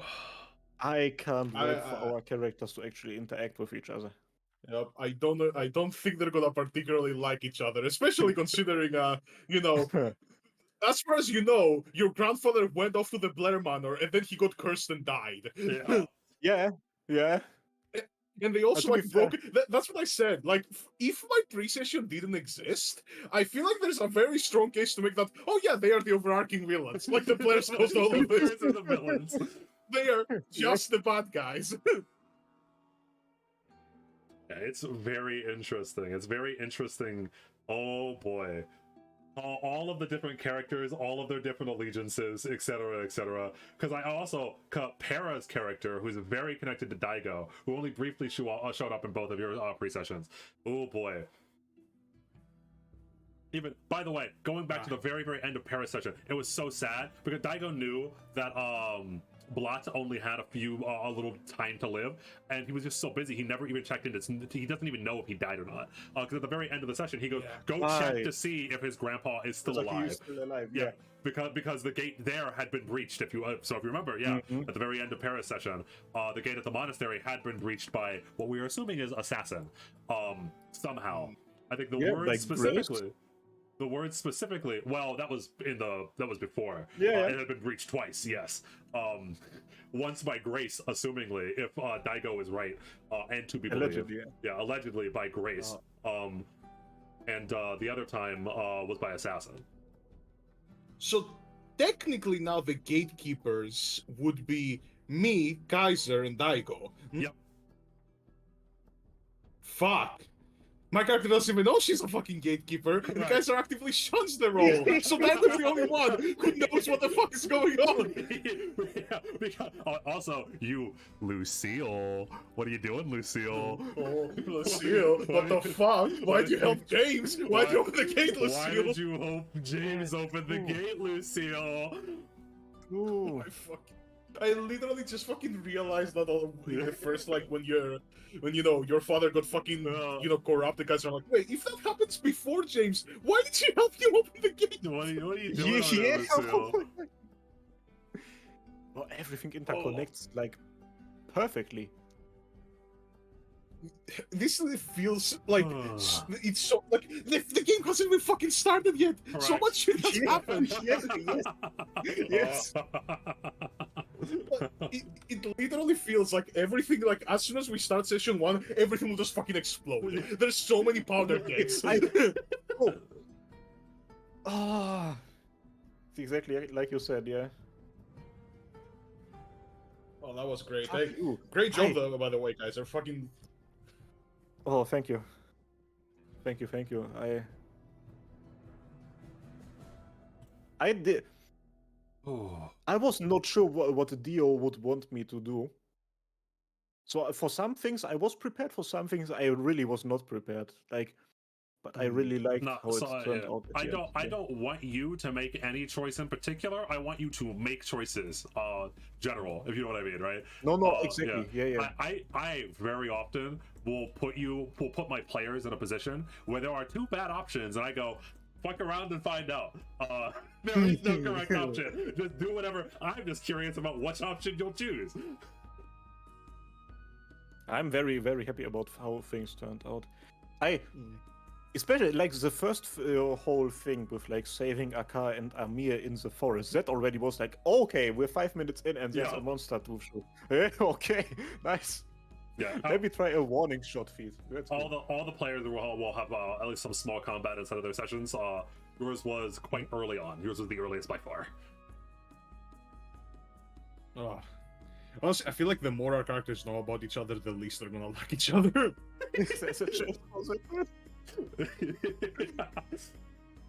I mean, yeah, because Elizabeth and Triple U have very differing opinions on what the game, because oh man, it's very interesting because Triple U knows so much and has shirked all of that responsibility and went, nah, no thanks. And Elizabeth's probably going to see that and go, bro, what? Yeah, Elizabeth knows next to nothing, and she's doing her fucking best over here. She wants her best to take up that mantle, to take up that responsibility. Because again, their characters are very diametrically opposed. Because even though they're very similar people, just like their fathers, they have diametrically opposed viewpoints on that topic. Which is kind of the point when I was setting this up. Because you would, I think, get along on a surface level, because you're both just people that kind of want to do right. But oh man, yeah, when you actually start talking about stuff, and Triple U was like, yeah, I kind of know there's these gates and there's this like serpent thing, and you knew about this? You knew? Yeah, and I kind of decided to leave that life behind. You what? You knew? I decided that as soon as my hair started to go white. I'm sorry? Yeah. Oh yes, and you also know. Yeah, I saw you in chat briefly. Yeah. That is what happened to Maria, by the way. Yes, your younger sister. Yeah. Bro, the whole feeding on emotions, and that's why Atlan is fearless thing. Brother, how do you even come up? This was awesome. Big brain. Man. Like, big brain, yeah. Also, just hold the phone for a moment. Grace? I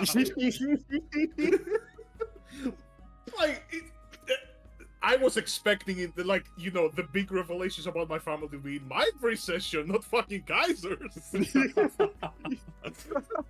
Yeah, so supposedly, again, to like get all of the pieces in a row, is that sometime vaguely around the time that James went to Daigo, Grace also went and broke into the monastery and broke into the gate, the central sanctum, for reasons, and never talked about it to anyone. Yeah, exactly.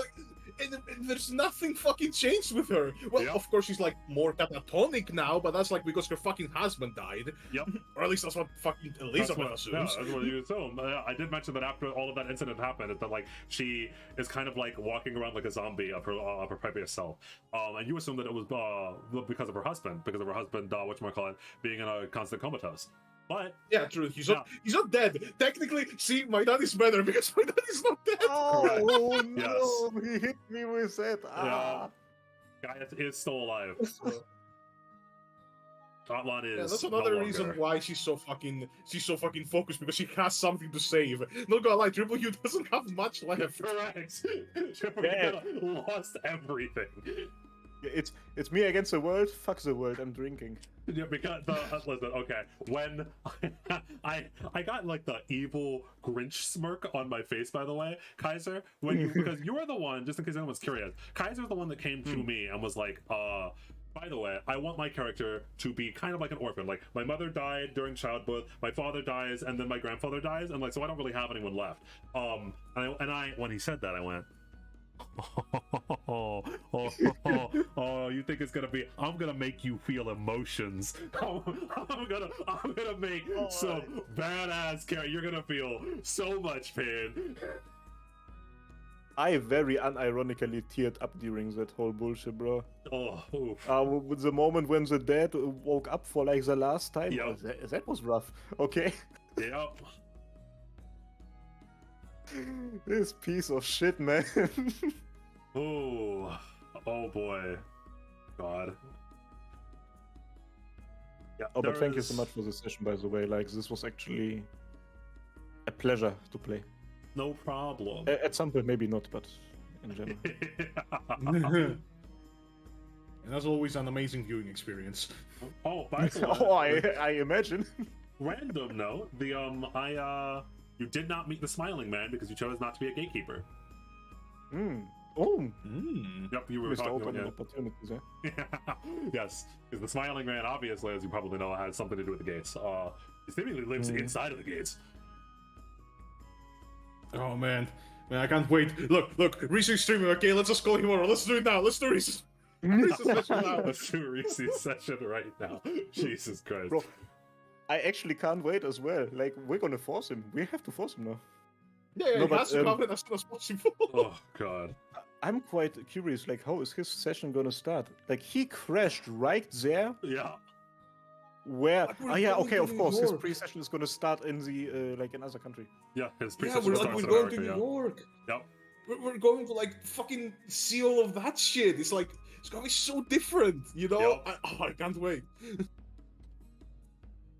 So how the fuck was he in the plane? Yep. Like, what the fuck happened there?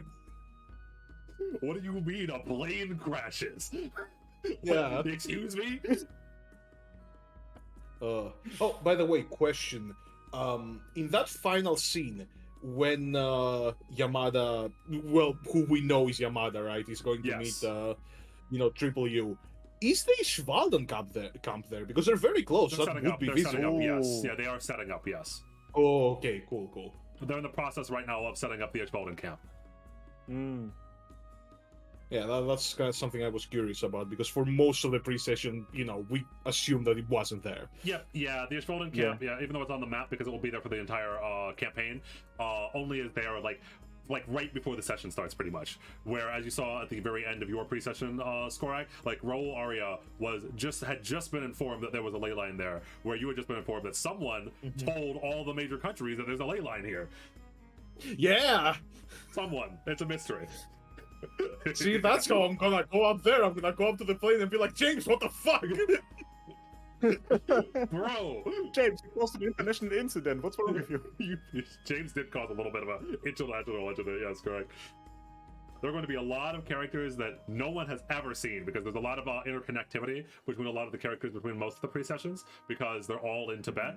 There's a lot of characters that no one has seen before, like Albert Romano, Lubia, Jane, and all of the people from Pandora. It's gonna be so interesting, man. It really feels like the missing piece, you know? Like we slot that in and then we're ready to fucking go. Yeah. So these are Okay, some of the for last February. characters. These are some of the last characters. Down here at the bottom left, right underneath them, there it is, the Pandora Outpost. That's where they set up camp. Oh, Skorek, what have we gotten ourselves into, man? This is. We have not even started yet. Nope. Man, we haven't even fucking started. Also, both of them to make that outpost so close to the fucking manor. Both of them. What do you mean? James is your family. He'll be welcome with open arms. I actually do fucking wonder what the fuck has been going on with James. That's one of my biggest fucking. Like, what the fuck was he even thinking? Like, what? Oh, I can't wait. Yep.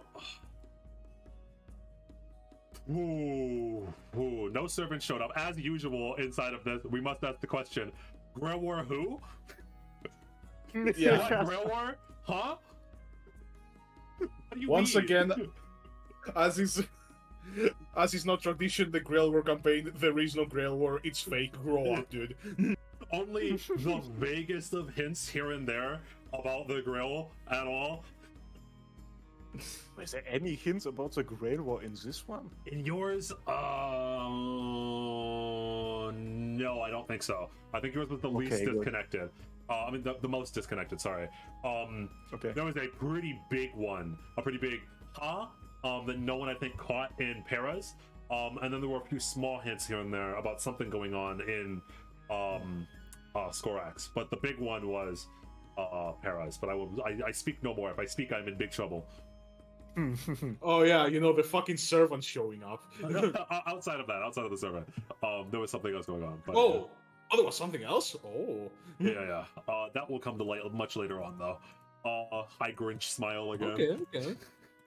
All right. I see you. All right, that is 3 of 4. Only one more to go.